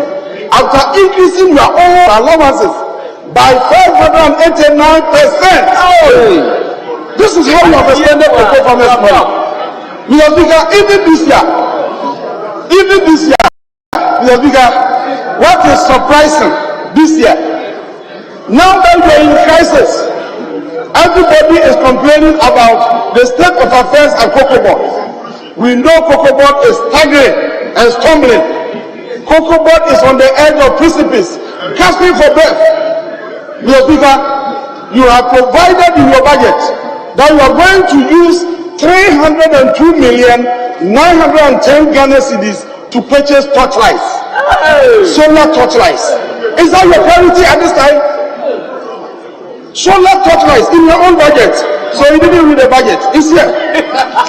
Your own budget, you are committing 302 million Ghana cedis, 3 trillion cedis to buy solar torchlights at the time that you cannot even pay contractors. Can you imagine? Give them the money. Another important point. Is that your brand? Give it to them. In 2016, Cocoa Board expended 164 million to service their debt. That was the total amount of money they needed to service their debt. 164 million Ghana cedis. Today, you have reported to us that last year you used 5.6 billion Ghana cedis to service your debt. 5.6 billion Ghana cedis. It's a fact. Financing costs alone. Cost of your finance. That alone has increased by 3,326%. Unprecedented in the history of the country. And I'm surprised defending this for Mr. Minister. I'm shocked. We haven't come to this year budget. So please, I'm worried that you are defending this. Last year, Cocoa bought the same facility of $1.3 billion US. They told us that they needed that money to be able to purchase 800,000 tons of cocoa. We approve the money for that. We approve it. At the end of the year, they reported that they bought only 655,803. And so ordinarily, one would have expected that they would have made some savings for this country. Mr. Speaker, they are reporting that they incurred a loss of 3.2 billion. 32 trillion. And we sit here defending this. Are we serious? Honorable members, for once, let's all agree that Cocoa Board is not on the right path. Cocoa Board is in crisis as a result of mismanagement, recklessness, and bring the institution back on track. In 2013, we were servicing the Bui Dam facility. The Bui Dam facility was contracted under President Kufuor. I was in this house. Every year, we service that facility with 41,000 tons of cocoa. We did in 2013, Cocoa Board made profit. In 2014, we did it, Cocoa Board made profit. In 2015, we did it, Cocoa Board made profit. Sure. Why is it that during your time alone, you are saying that you cannot make profit? Why? Do you know what we are doing? Last year, we approved 350 million Ghana cedis for them to buy fertilizer. The fertilizer that you are subsidizing. We were doing free fertilization. You abolish it and introduce FCT. We approved 350 million for Cocoa Board. This year you are reporting to us that even though we approved 350 for you, you expended 2.6 billion on fertilizer alone. Where is it? Where is the fertilizer? Honorable Minister, you are saying that Cocoa Board is on track. Where is that fertilizer? Mr. Speaker, it's an area that we have to investigate. Because last year, the Agri Committee, we have been monitoring the sector. Fertilizer that was made available cannot even be 200 million. Yes. Now we are talking about 2.6 billion. 26 trillion for fertilizers. We have never done that. After all, we are not doing cocoa rehabilitation. We gave you 600 million to rehabilitate cocoa. You said you are cutting down cocoa trees. And that is the reason why you are not getting the quantities. At the time that you are cutting down the trees, you are buying fertilizer that we have never bought in this country. Hey, what is this?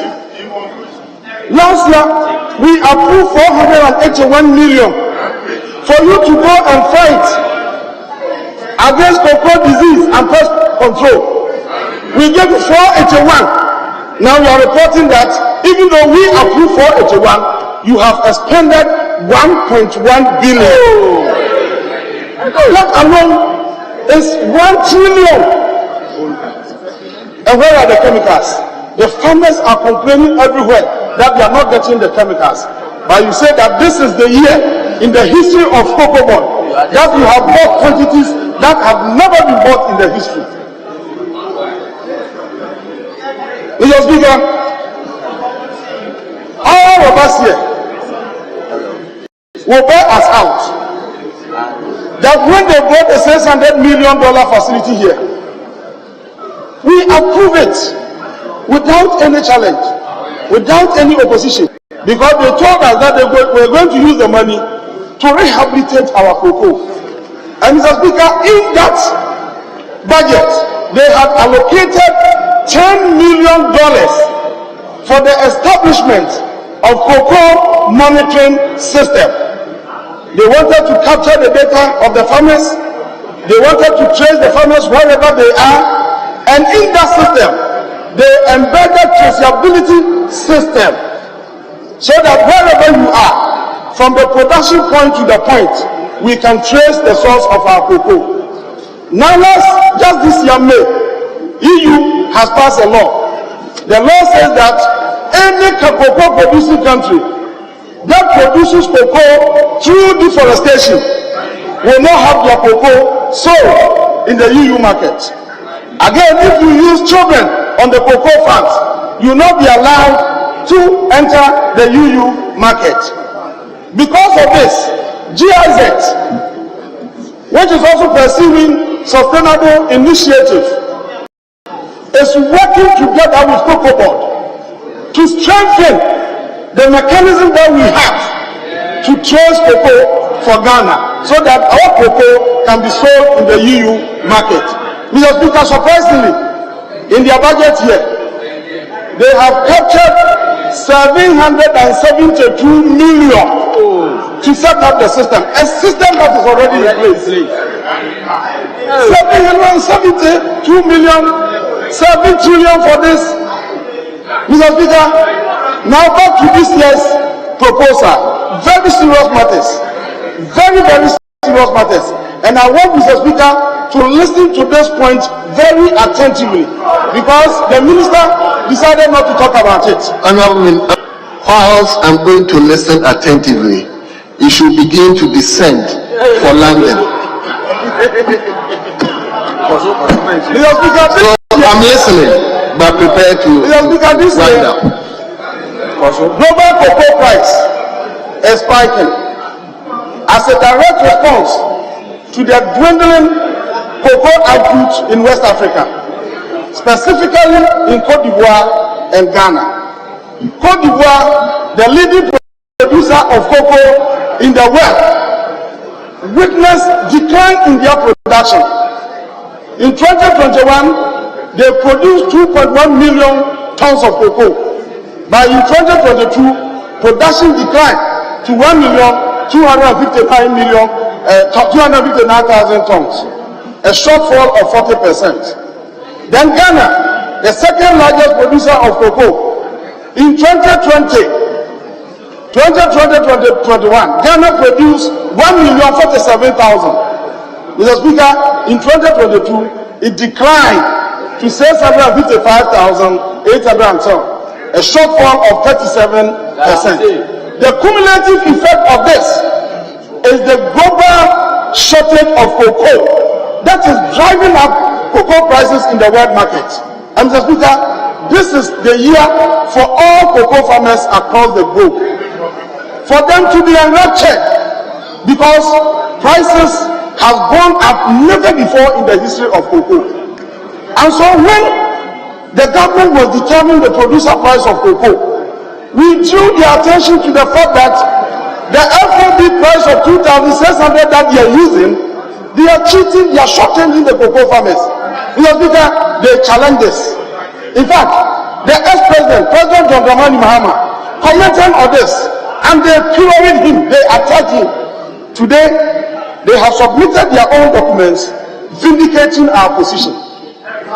They are saying that in April, they collateralized only 36.2%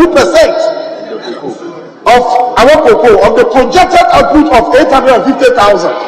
Mr. Speaker, 36.2% translates into 307,700 tons.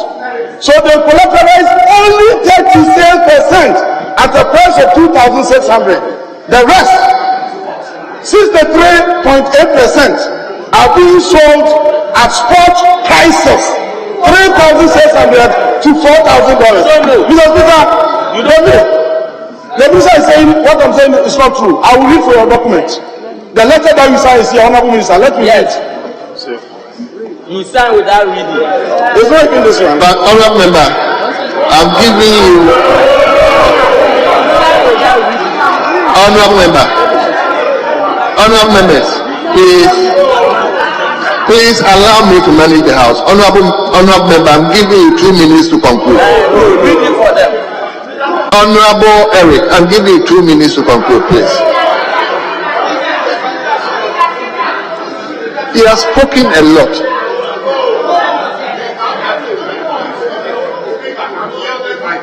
Mr. Speaker, but who says you are going to be given time to speak? Mr. Speaker, This is very, very important point. And I've seen my honorable majority leader listening with rapt attention. Mr. Speaker, if you do this nation a favor by allowing me to finish with this particular point, I beg you, the 2 minutes will not be enough for me to exhaust this, unless the arrangement is to gag me. Unless you decide to gag me, not to allow me to speak. Otherwise, allow me to exhaust. Honourable Member, I'm giving you 2 minutes. So conclude.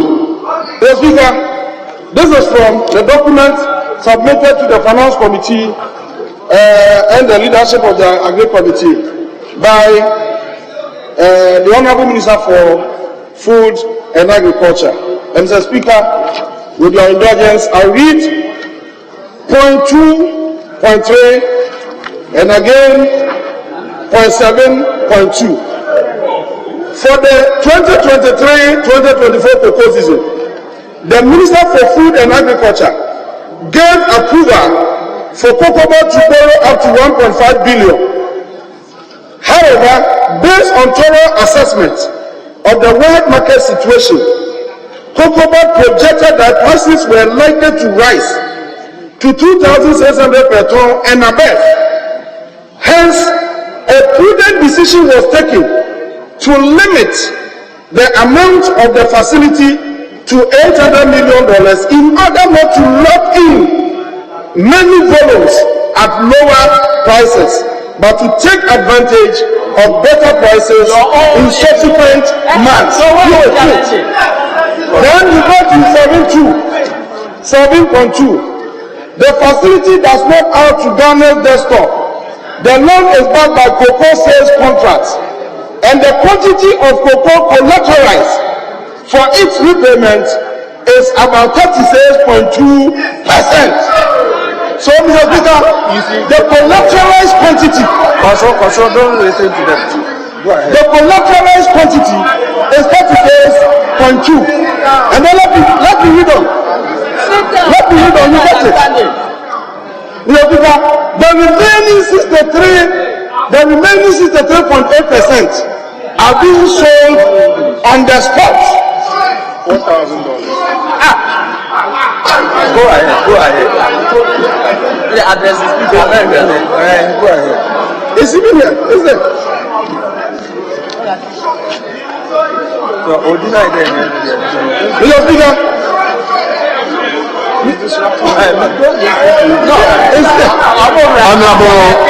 Honourable members.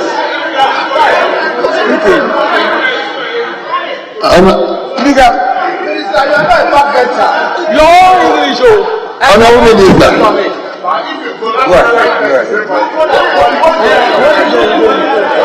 Honourable Minister. Yes, Honourable Eric, I think you have spoken a lot. So let's conclude your session. So, Honourable Eric, I think your time is up. You'll be given time in the budget discussion. So please.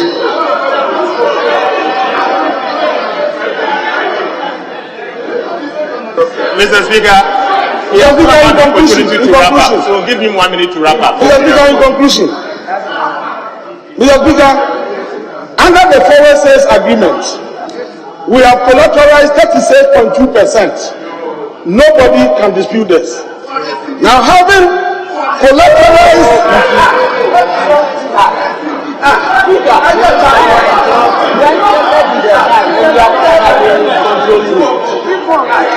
we have collateralized 37.2% for the syndicated loan. For the syndicated we are approving today. The remainder, the 63.8%, will be sold on spot prices. You don't understand the system.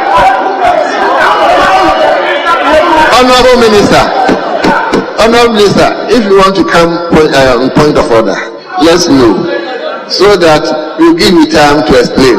But just so Honourable, I take your point. So what has happened? So in conclusion, Mr. Speaker, the remaining 63.8%, which is being sold at a price between $3,600 and $4,000. Even if you use the minimum of $3,600, it means that when they were determining the price, an amount of $550 million was not included. Mr. Speaker, it's a surprise here that the Honorable Minister is saying that they are not going to sell the remainder of 3.8 as per says. Mr. Speaker, it is captured in his own document. It is captured in your own document. Mr. Speaker, they want me to show. Please give me some few seconds to show you. Thank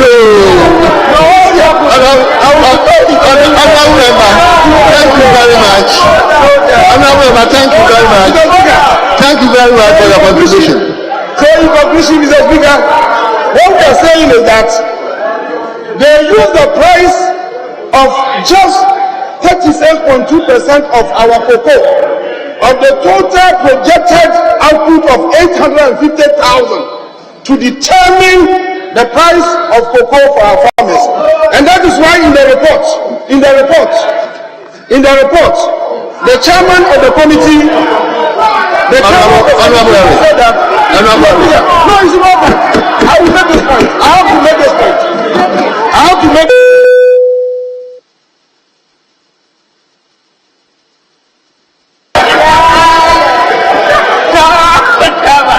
Mr. Speaker, I was concluding. No, I'm giving you a lot of time, please. Thank you very much, Honorable Eric. So now I come to leadership. Honorable Ato, you start. Thank you, Mr. Speaker. Mr. Speaker, let me. Please, Honorable Ato, you are also going to be timed. So, Mr. Speaker, 30 minutes. How much? 30. No. I give you 20 minutes because you are a leader.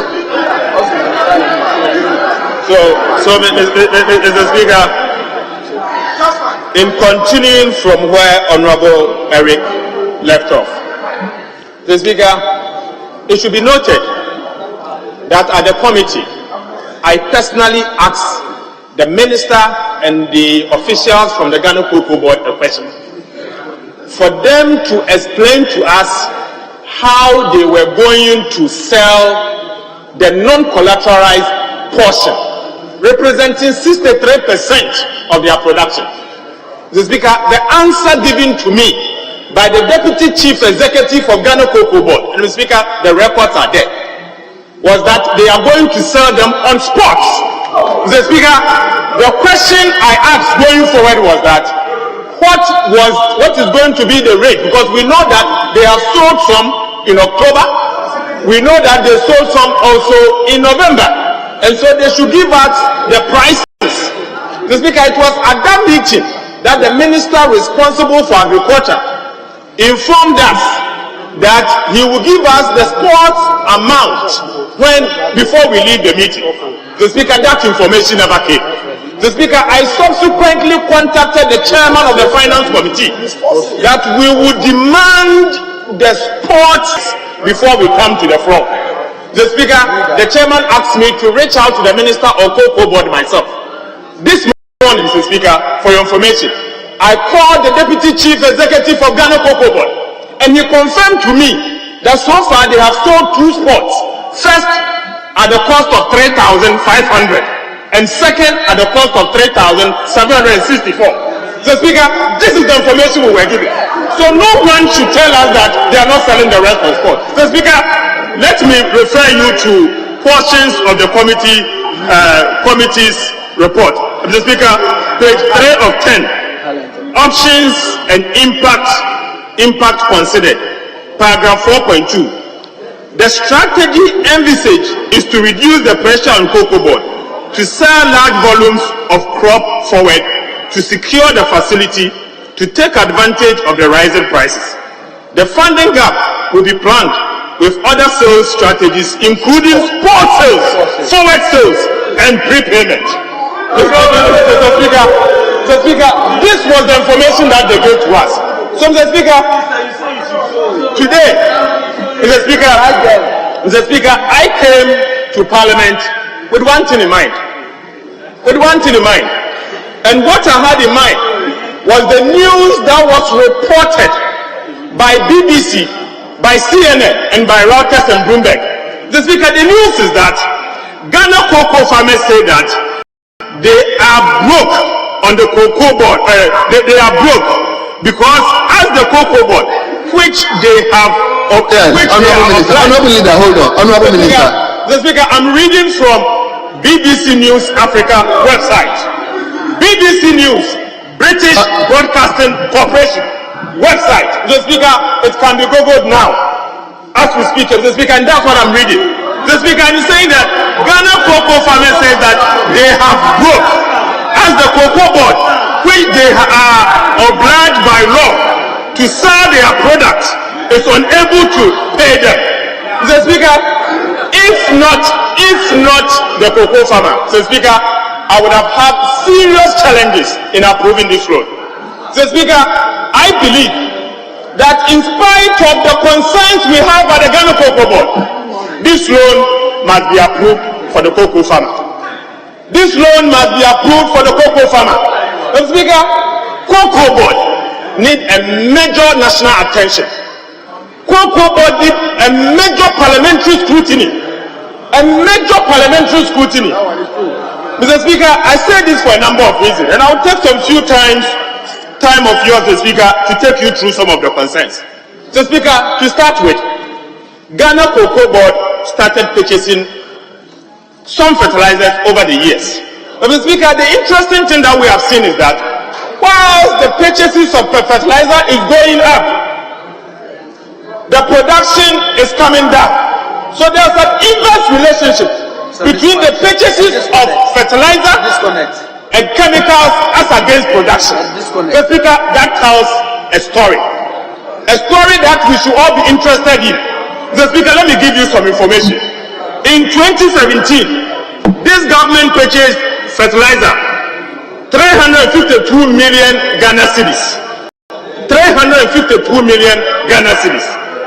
Mr. Speaker, in 2018, this amount doubled, in fact more than doubled, to 795 million Ghana cedis.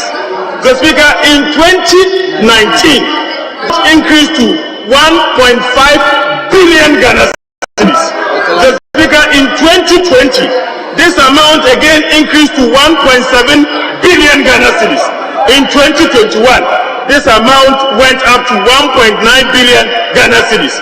In 2022, this amount went to 6 billion Ghana cedis.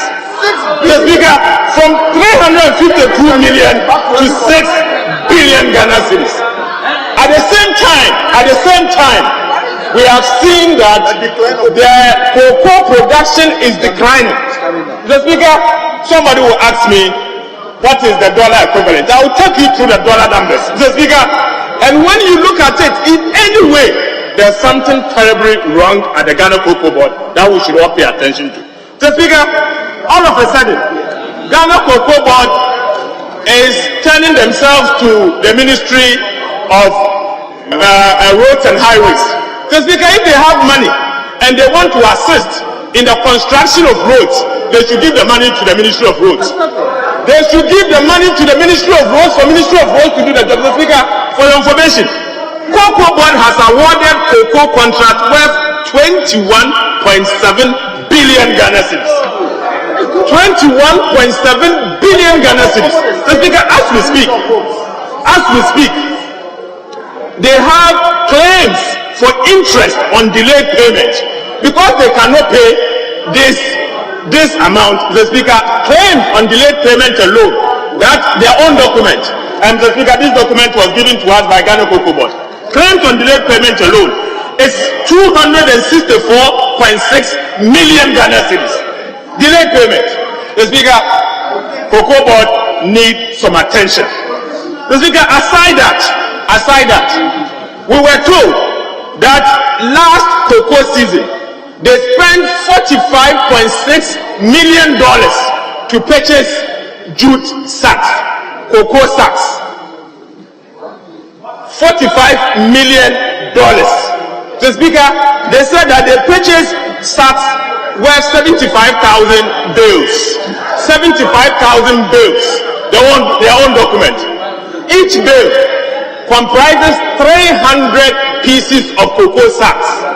300 pieces. At the cost of $603.19 per bale. This simply put is that one cocoa sack is $2 plus. So Speaker, not long ago, we were purchasing these cocoa jute sacks under $1. Show me the evidence. Have the evidence, Mr. Speaker. Not long ago. So what at all is happening? What at all is happening? $2 per bag. Mr. Speaker, aside that, this 75,000 bales times 300 will give you something around 1.4 million tons. 1.4 million tons of cocoa, but you purchased only 700. So it looks like you purchased about 650,000 metric tons. So you were just buying the cocoa sacks, whilst you don't have the cocoa to put inside the sack. You were buying the cocoa sacks, but you don't have the cocoa to put inside the sack. And you are storing the sacks in a warehouse. So Speaker, cocoa board needs some attention. They need some national attention. And I'm not saying this because my brother Brian has become a minister. The Speaker, I'm not going, you just became the Minister of Agriculture responsible for cocoa. But Mr. Speaker, the truth is that this loan, me, as I sit here, I'm approving it largely because of the farmer. Other than that, this is a matter that we should have rejected. We should have rejected it and then get Cocoa Board to do some due diligence in the way they are managing the affairs of Ghana Cocoa Board. So Speaker, let me tell you another story. Not long ago, Cocoa Board issued, by the time we were leaving office in 2016, the Speaker, I was indeed a member of the board of Ghana Cocoa Board. Not only that, I was the chairman of the finance committee of the Ghana Cocoa Board. So Speaker, we left office with cocoa bills worth $1 billion, 1 billion Ghana cedis arrest. So Speaker, today, Cocoa Board has issued bills worth 14 billion. To the extent that between 2016 to 2017, they have increased the loan that they owe ordinary Ghanaian from 1 billion to 14 billion. So Speaker, to the extent that they cannot repay that loan, and as we speak, they had to force holders of cocoa bills to receive a haircut. So the haircut is not only at the Ministry of Finance. Cocoa Board is also cutting people's hair. They are also giving haircut, and they are also not in a position to service their debt. The Speaker, Cocoa Board had a healthy equity. This equity has been eroded gradually to the extent that today their equity is slightly above 2 billion because of the losses they've made 7 years in a row under the MPP administration. Cocoa Board has not made 1 cedi profit. 1 cedi profit. Every single year they've reported a loss. The Speaker, if you are to deduct the 21 billion they owe the ordinary cocoa road contractor, Cocoa Board would have gone into a negative equity.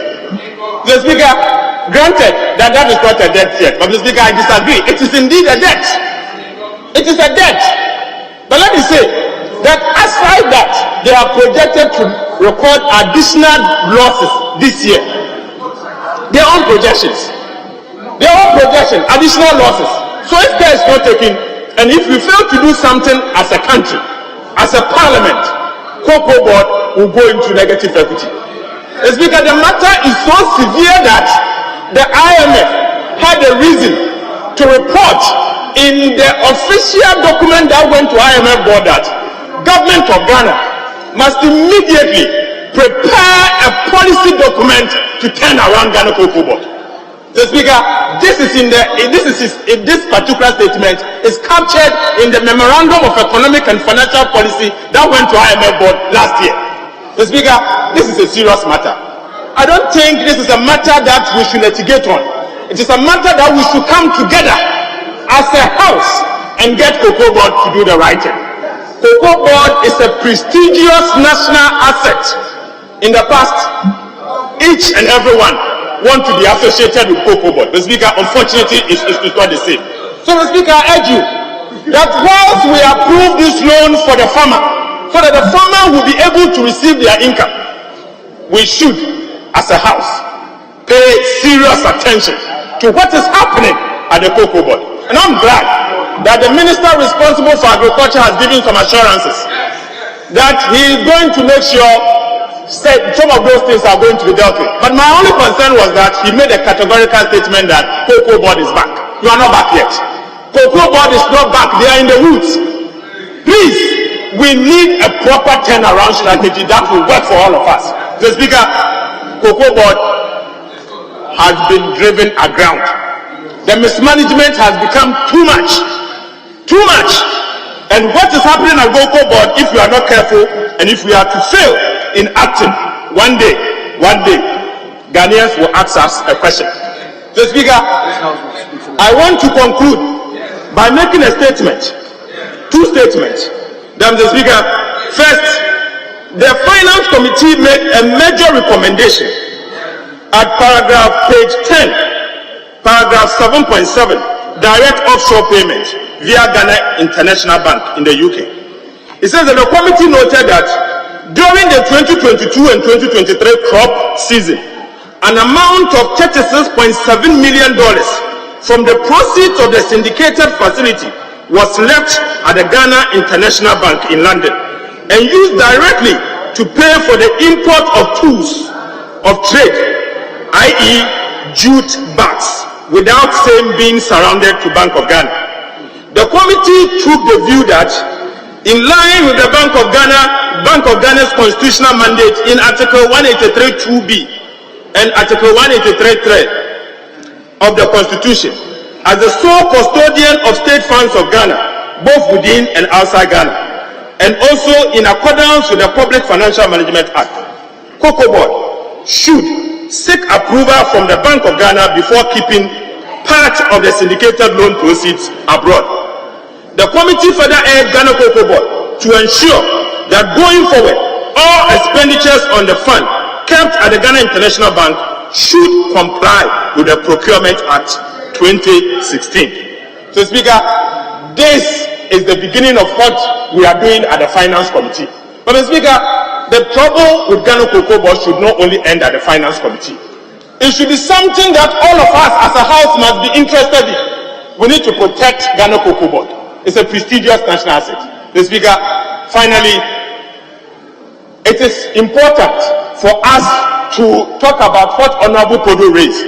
So, Speaker, when revenues from Ghana Cocoa Board are paid to the consolidated fund, it is recorded as export duty. Export duty is part of the revenues. But, Mr. Speaker, every revenue has a line. And so if the revenue is coming from value-added tax, it is reported appropriately. So since the export duties are not reported, I'm surprised to hear from Honorable Abena that because it was added as part of revenue, nobody should give, they will not, there's no need for them to show us the line. So, Speaker, even if the revenue is coming from non-tax revenue, it is recorded as such. So Honorable Podo is right that in as much as they have deducted from Ghana Cocoa Board, when it hits the state coffers, there is the need for us to see the sources, and he has tracked the sources and he can confidently report it that so far they have not reported inflows of export duty. Mr. Speaker, we support that this loan must be approved for the farmer, Mr. Speaker, but with some serious reservation. Our reservation is that Cocoa Board need some form of scrutiny, some serious form of scrutiny to the benefit of the ordinary Ghanaian. Thank you, Mr. Speaker. Thank you, Leader. You've spoken within time. Yes. Respectful Honorable Leader. Mr. Speaker, Honorable Adongo started on a very solemn mode. Deputy Leader, are you concluding the debate? Mr. Speaker, he started on a solemn mode, and the Majority Leader is going to conclude on a very solemn mode. Yes, respectful Leader, let's hear you. Thank you very much. Thank you very much, Mr. Speaker. Mr. Speaker, listening to colleagues, I was getting a bit lost in what really is the purpose of this debate. Mr. Speaker, our orders are clear. Order 1711 provides that when a loan agreement or an international business or economic transaction that requires the authorization of Parliament through a resolution is laid before Parliament, it shall be the duty of the Committee of Finance to examine the agreement or transaction and make recommendations to the House. Mr. Speaker, what are the recommendations to this House from the committee? Mr. Speaker, the recommendations from the committee as contained in this report are that the committee, having carefully examined the referral, is of the view that the financing agreement is necessary to enable Cocoa Board to successfully finance the purchase of cocoa for the 2023-2024 crop season. Mr. Speaker, that is the epicenter of the recommendation. Everything else is extraneous. So, Mr. Speaker, I'm wondering what the purpose of this whole ballyhoo is, with respect. Mr. Speaker, now, people are talking about the fact that the Cocoa Board is holding back sale of cocoa to yield greater returns. And they agree that it's a wise business decision. How then do we turn around to say that it was deliberate to cheat on the farmers? How do you reconcile the two statements? Mr. Speaker, the cocoa sector, we must agree, as the Minister said, is growing. And indeed, if you look at the statistics, Mr. Speaker, page 23 of the 2023 budget clearly shows this, that in 2014, the cocoa sector grew by 4.3%. In 2015, it grew at negative 8%. In 2016, negative 7%. In 2017, it grew at 9.2%. So when the ranking member gets up and is saying that cocoa sector is collapsing, Mr. Speaker, it's difficult for me to comprehend. Indeed, 2019, cocoa sector grew by 3.7, 5.4. 2020, yes, it climbed down to 1.4, and 2021, 10.4%. 2022, it grew again at 10.4%. So when you get up and you are saying that the cocoa sector is collapsing, Mr. Speaker, when under your watch it grew at negative 8% in 2015 and negative 7% in 2016. Repeat it. Mr. Speaker, I shudder to appreciate the import of what my colleague Honorable Eric is saying. Mr. Speaker, indeed, perhaps one could maybe say that Cocoa Board is about taking on more than perhaps they can chew. Maybe you need to interrogate these things, but you not fault them. For instance, for the first time, as the Minister told the committee, Cocoa Board is undertaking 310 road projects covering 4,800 kilometers. 4,800 kilometers. Mr. Speaker, whereas I agree that the cost involved, 21.736 billion, is huge. Mr. Speaker, if you average the cost of the construction of the road, it translates to 4.5 million per kilometer. How does it compare with what has been coming to this place, to this house? Mr. Speaker, those roads, bitumen surface, some are even single layer asphalted. Leader, hold on for me. Honorable Carlos, can you sit up? Oh. Yes, leader, you may continue for me. So, Mr. Speaker, I was saying, it's intriguing. It's intriguing the cost of road construction being done by Cocoa Board. 4.5 million per kilometer on the average. Mr. Speaker, they should be commended. They should rather be commended. And until very recently, the ranking member for roads will tell you. Meanwhile, in this house, you know the cost of construction of roads in this country.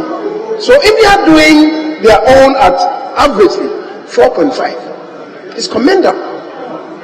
Is it the case that they have the technical expertise to undertake it? That's a different conversation. That's a different conversation. But the cost of road construction by Cocoa Board is cheaper. Mr. Speaker,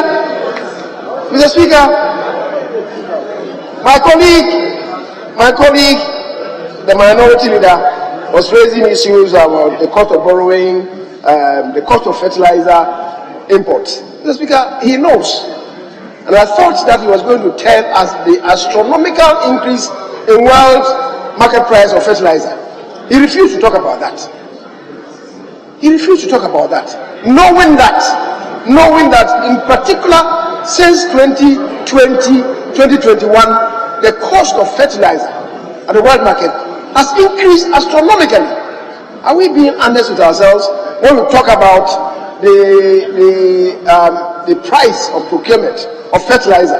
When we refuse or elect not to talk about world market price of fertilizers? Are we being honest with ourselves? Mr. Speaker, so we should first interrogate the world market price per metric ton of fertilizer, where it's got into, where it was and where it's got into. Mr. Speaker, even the cost of cocoa sacks, he knows that over the past 5 years, cocoa sacks, the cost has gone up by 110%. The minority leader knows. So please, when we debate, let's be honest with ourselves. Mr. Speaker, as for solar lights, I don't want to talk about that. When did they start? That is purchasing lights for farmers. Solar lights. When did this begin? I'm aware that it started in 2012. And it was for a good cause. If you're talking about the price, let's look at it. What's the world market price these days? Because we don't get them here. So let's not lump the debate. And Mr. Speaker, the cost of borrowing. What is the rate of the cocoa bills? 2012, 2013, 2014, the rate was about 6%. Today, it's 35%.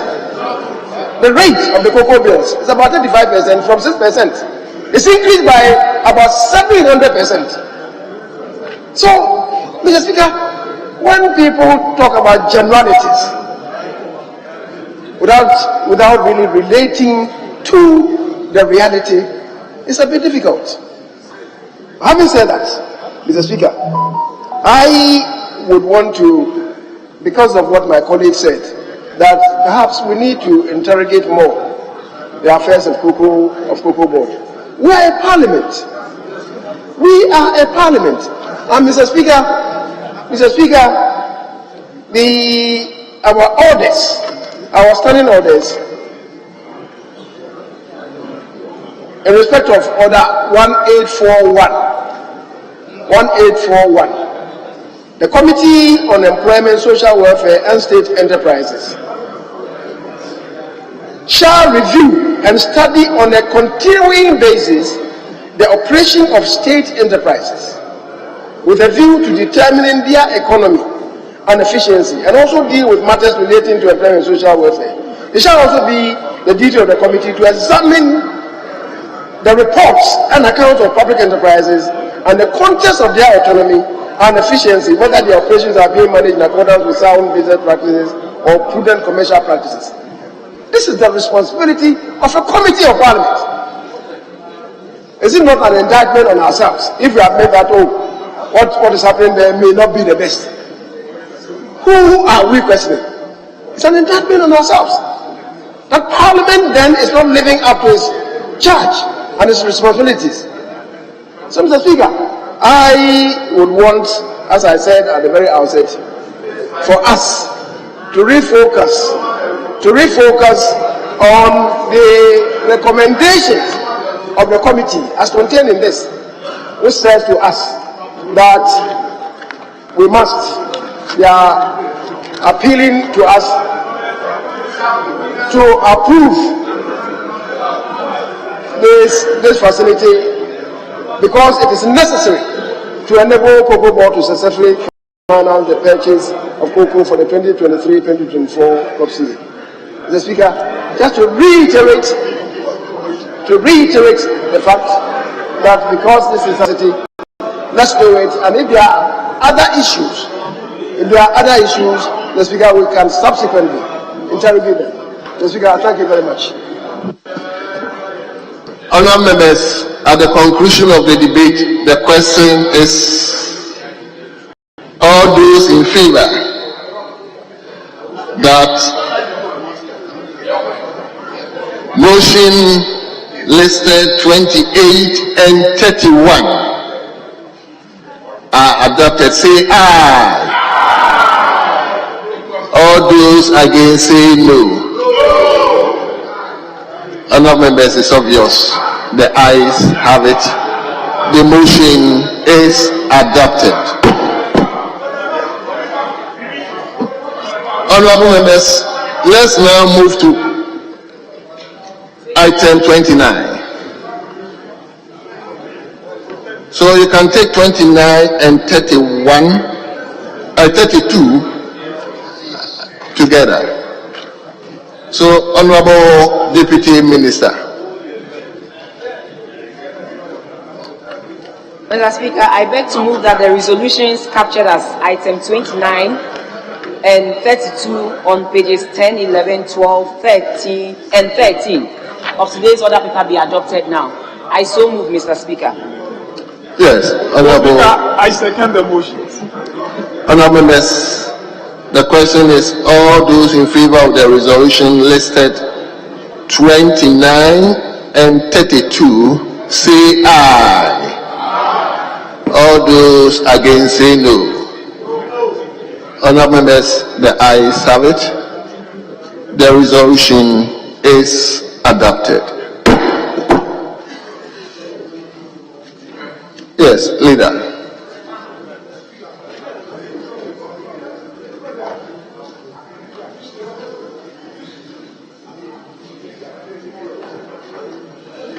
Leader, you have an addendum. Yeah, Mr. Speaker, especially let's do the item advertised on the other paper then.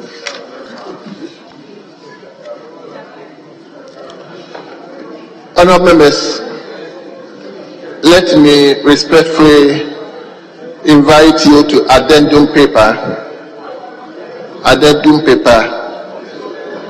motion listed 1. Honourable Chairman of the committee.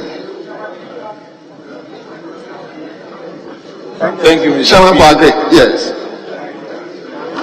Mr. Speaker, I rise to move that the motion, the procedural motion listed as item 1, page 1 of the order paper for today, addendum, be moved. I so move, Mr. Speaker. Well. Yes. Honorable Rankin, are you seconding the motion, the procedural motion?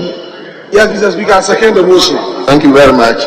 Honorable members, this procedural motion, the question is, all those in favor of the procedural motion listed as 1 in the order paper addendum, say aye. All those against, say no. Honorable members, the ayes have it. The procedural motion listed 1 in the addendum paper is carried. We move to motion 2, the substantive motion. Yes, Honorable Chairman for Agric and for Fisheries. Thank you, Mr. Speaker. Mr. Speaker, I rise to move that this Honorable House adopts the report of the Committee on Food, Agric and Cocoa Affairs on the contract agreement between the Government of Ghana, represented by the Fisheries Commission, an agency of the Ministry of Fisheries and Aquaculture Development, and Messieurs Collect Localization Satellite for an initial 3-year subscription cost of 145,800 euros. Mr. Speaker, in the process, I want to make a correction of the motion because the figure, the equivalent of CD, has been quoted wrongly. The Speaker, it should read as 1,900,149.33 Ghana cedis. Mr. Speaker, for the provision of vessel monitoring system VMS services. Mr. Speaker, in presenting your committee's report, which I asked the Hansa Department to capture it in its entirety as having been read, I settled on some portions of the main report, capturing the observation 9.3, which covers the yellow card status of the nation.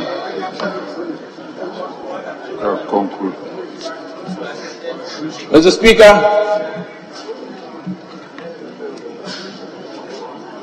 in view of the time constraints, I'll reduce it to the conclusion of the committee's report. Mr. Speaker, the conclusion and recommendations. Overfishing, which occurs mainly through illegal, unreported and unregulated fishing practices, is a phenomenon that poses serious threat to marine ecosystem and subjects the sustainability of national food security to risk. Mr. Speaker, in order to deal with this challenge currently facing the country, there is a need to deploy robust mechanisms such as the VMS to monitor fishing vessels on the sea at real time. In the light of this, Mr. Speaker, the Committee on Food, Agriculture and Cocoa Affairs respectfully invites the House to consider and approve its report on the agreement for the renewal of Vessel Monitoring System VMS between the Fisheries Commission, represented by the Ministry of Fisheries and Aquaculture Development, and Collective Localization Satellite (CLS) in the sum of 145,800 euros for the purpose stated, I respectfully submit, Mr. Speaker. Thank you. Thank you very much. Yes, Honorable Eric Oboku. Thank you very much, Mr. Speaker. Mr. Speaker, I rise to associate with the motion on the floor of the House and urge the House to approve this facility without amendment. Mr. Speaker, this House passed the Fisheries Act 2002 at 625 and subsequently amended same for Act 2014 at 880. Mr. Speaker, the Act mandates the Fisheries Commission to monitor, control, and provide surveillance for all fishing vessels operating within the fisheries waters of Ghana. To be able to monitor the vessels, there's the need for us to have an equipment to do so. Mr. Speaker, the equipment we are talking about was installed in 2015 when the then NDC was in power. We installed this to monitor activities on our high seas, and it will work perfectly for us. Except that, Mr. Speaker, the contract expired in 2018, and when it expired, we drew the attention of the ministry that that contract has expired. There's the need for us to renew it. They gave us indication that this is a new government. They are looking at a more sophisticated installation that can do a perfect job for them. And Mr. Speaker, they said they have gotten one at a cost of $750 million US. Eventually, they came back and said that they had reduced it to 43 million. And finally, the Ministry of Finance told them that there's no money for that project. So they had to come back to what they inherited. And Mr. Speaker, within the period that they were unable to monitor our high seas, the EU has issued a yellow card to Ghana, a warning to us that if we don't check illegal, unregulated, and unreported fishing, Ghana's seafood will not enter European markets. And so we have to work hard this time around to ensure that the yellow card is lifted. Otherwise, it will be followed with the red card, and that will be a disaster. And Mr. Speaker, this one, because we have also signed onto several protocols that oblige us to monitor our activities on our high seas, we have to do it. And so, on this note, I urge the House. This one, there shouldn't be any comment at all. It is very, very important because our fishing stocks are dwindling, and there's the need for us to ensure that we protect our waters.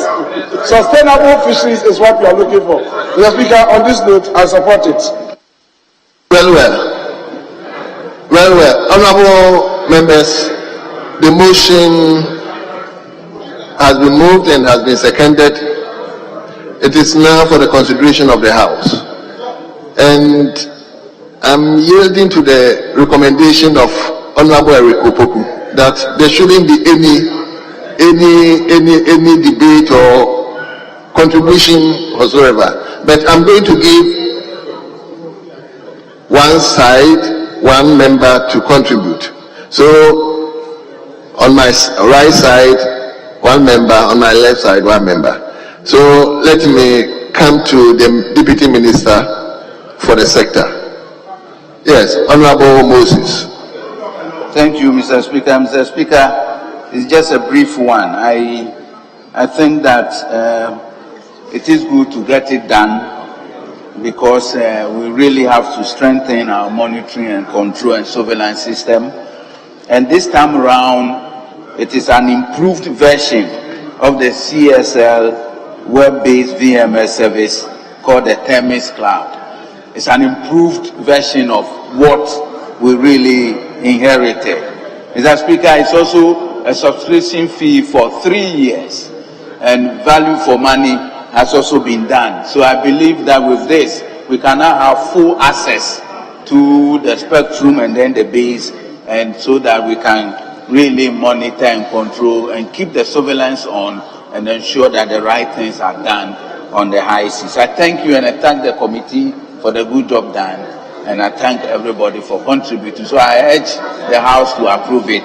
I'm grateful to you, Mr. Speaker. Thank you very much. Honorable members, I'll put the question. All those in favor of the motion 1 on the other paper addendum say aye. All those against say no. Honourable members, the ayes have it. The motion is adopted. So we will turn to the resolution. Honourable Deputy Minister for Finance is not here. Honourable Minister for Roads and Highways. Hey, leader, let me. The Deputy Minister is even here. Yes, Deputy Minister is even here, yes. Yes, Deputy Minister, do us the honors with the resolution. Thank you, Mr. Speaker. Mr. Speaker, I beg to move that the resolution item 3 on page 2 of the other paper addendum be adopted. I so moved, Mr. Speaker. Yes, Honorable Chairman. Honorable Chairman, can you second it for me? Mr. Speaker, I second. Thank you. You second what? Mr. Speaker, I second the resolution. Very well. Thank you very much. Honourable members, the resolution listed 3 in the addendum paper has been moved by the Deputy Minister for Fisheries and has been seconded by the Chairman of the committee. All those in favor of the resolution say aye. All those against say no. Honourable members, it's obvious the ayes have it. The resolution listed 3 in the other paper addendum is hereby adopted.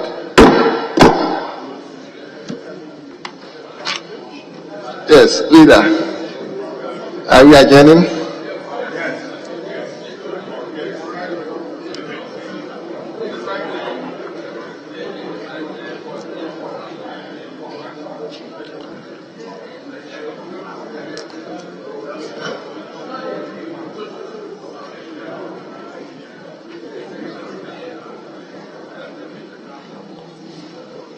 Yes, leader.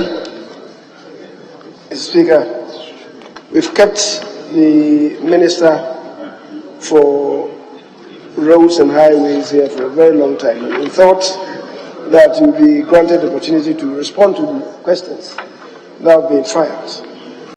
Unfortunately, members are indicating that because time is well spent, we may have to reload the questions to another day. That's unfortunate, and that's really very worrying and discomforting to the Minister for Roads, who's had the patience to be here with us. And Cabinet is holding, and yet he's being here. Mr. Speaker, so we'll plead with the Minister that we have been most unjust to him, and that we'll give him sufficient notice next time around so he comes to respond to those questions. Mr. Speaker, having said so, we have passed some bills. Unfortunately, there are a few matters which require us to come back to pass them through a second consideration. What then it means is that we should rescind the decision on the passage that is having passed it through the third reading, so that we come back to tidy them up. The Speaker has to do with the motion listed as item 10 on the original order paper, and also that's the third reading of the Criminal Offences Amendment Bill 2022. And Speaker, the other one has to do with the third reading of the Wildlife Resources Management Bill. There's a third one which we are not going to do because that is really a typo. So it will be done by the table officers. So that one, it ought not to have been advertised here at all. That is in respect of item listed as 12. So we rescind the motions for 10 and 11, and Monday, when we return, we then come and do what is required of the House to be done. So if I got you right, 10, 11. Yes, 10 and 11. Madam Speaker, we have discussed this matter. Then number 10, we were in conclave when we discussed this. It was very clear. The Speaker raised some issues around it. And we all agreed that that would not be rescinded until we had resolved that issue. The only item that we have to deal with is item 11. And so we cannot deal with 10 at this time.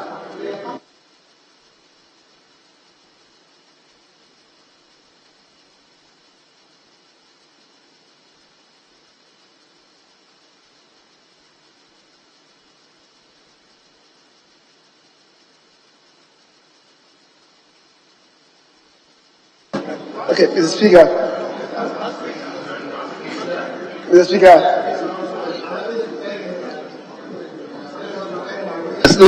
Yes, the Right Honourable Speaker indicated that there should be some consultation that is between the President and himself on item listed as 10.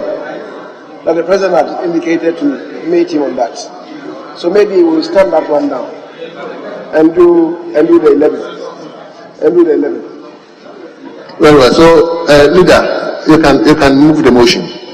The Speaker, I move that this Honourable House rescinds its decision taken on the 28th day of July 2023 in respect of the third reading. I think there's some words are missing there.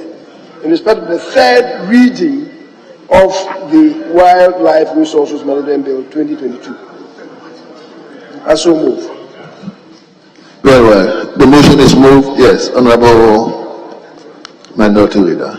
Mr. Speaker, I second the motion that is the third reading for the Wildlife Resource Management Bill 2022 be rescinded. Thank you, Mr. Speaker.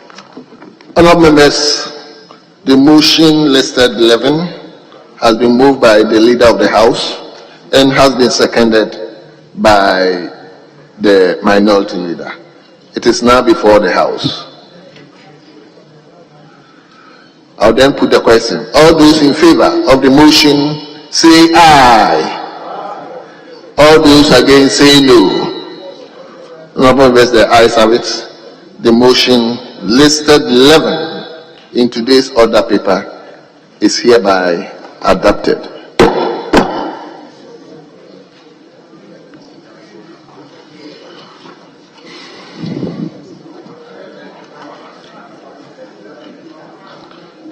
Yes, Leader. Mr. Speaker, I believe we've done enough. We have not exhausted the business, but we've done enough. So I'll suggest to you that you adjourn the House until Monday next week, except to strongly urge members that the post-budget workshop begins tomorrow, and as indicated on the order paper, on the business statement, the Speaker, we're going to provide meals, starting with breakfast in the morning at 7. So members should be here before 7 to participate in the breakfast. And then the workshop will begin in earnest at 9 o'clock. 9 o'clock. Speaker, it will take us to not earlier than 6. So let's all be present here tomorrow. Thank you very much. Thank you very much. Yes. Mr. Speaker, we, as the majority leader has stated, we urge members to show up. You know, in deciding that we'll have it here, one of the points that was raised was that every time we do a workshop here, the attendance has been a problem. We are going to prove the majority leader wrong by being here in our numbers. Thank you, Mr. Speaker. You will end up. Honourable members, we are adjourning the House to Monday, 20th of November, 2023. Monday, not Tuesday, Monday, 20th of November, 2023 at 10 o'clock in the forenoon. Let me thank all of you for your indulgence. The House is accordingly adjourned.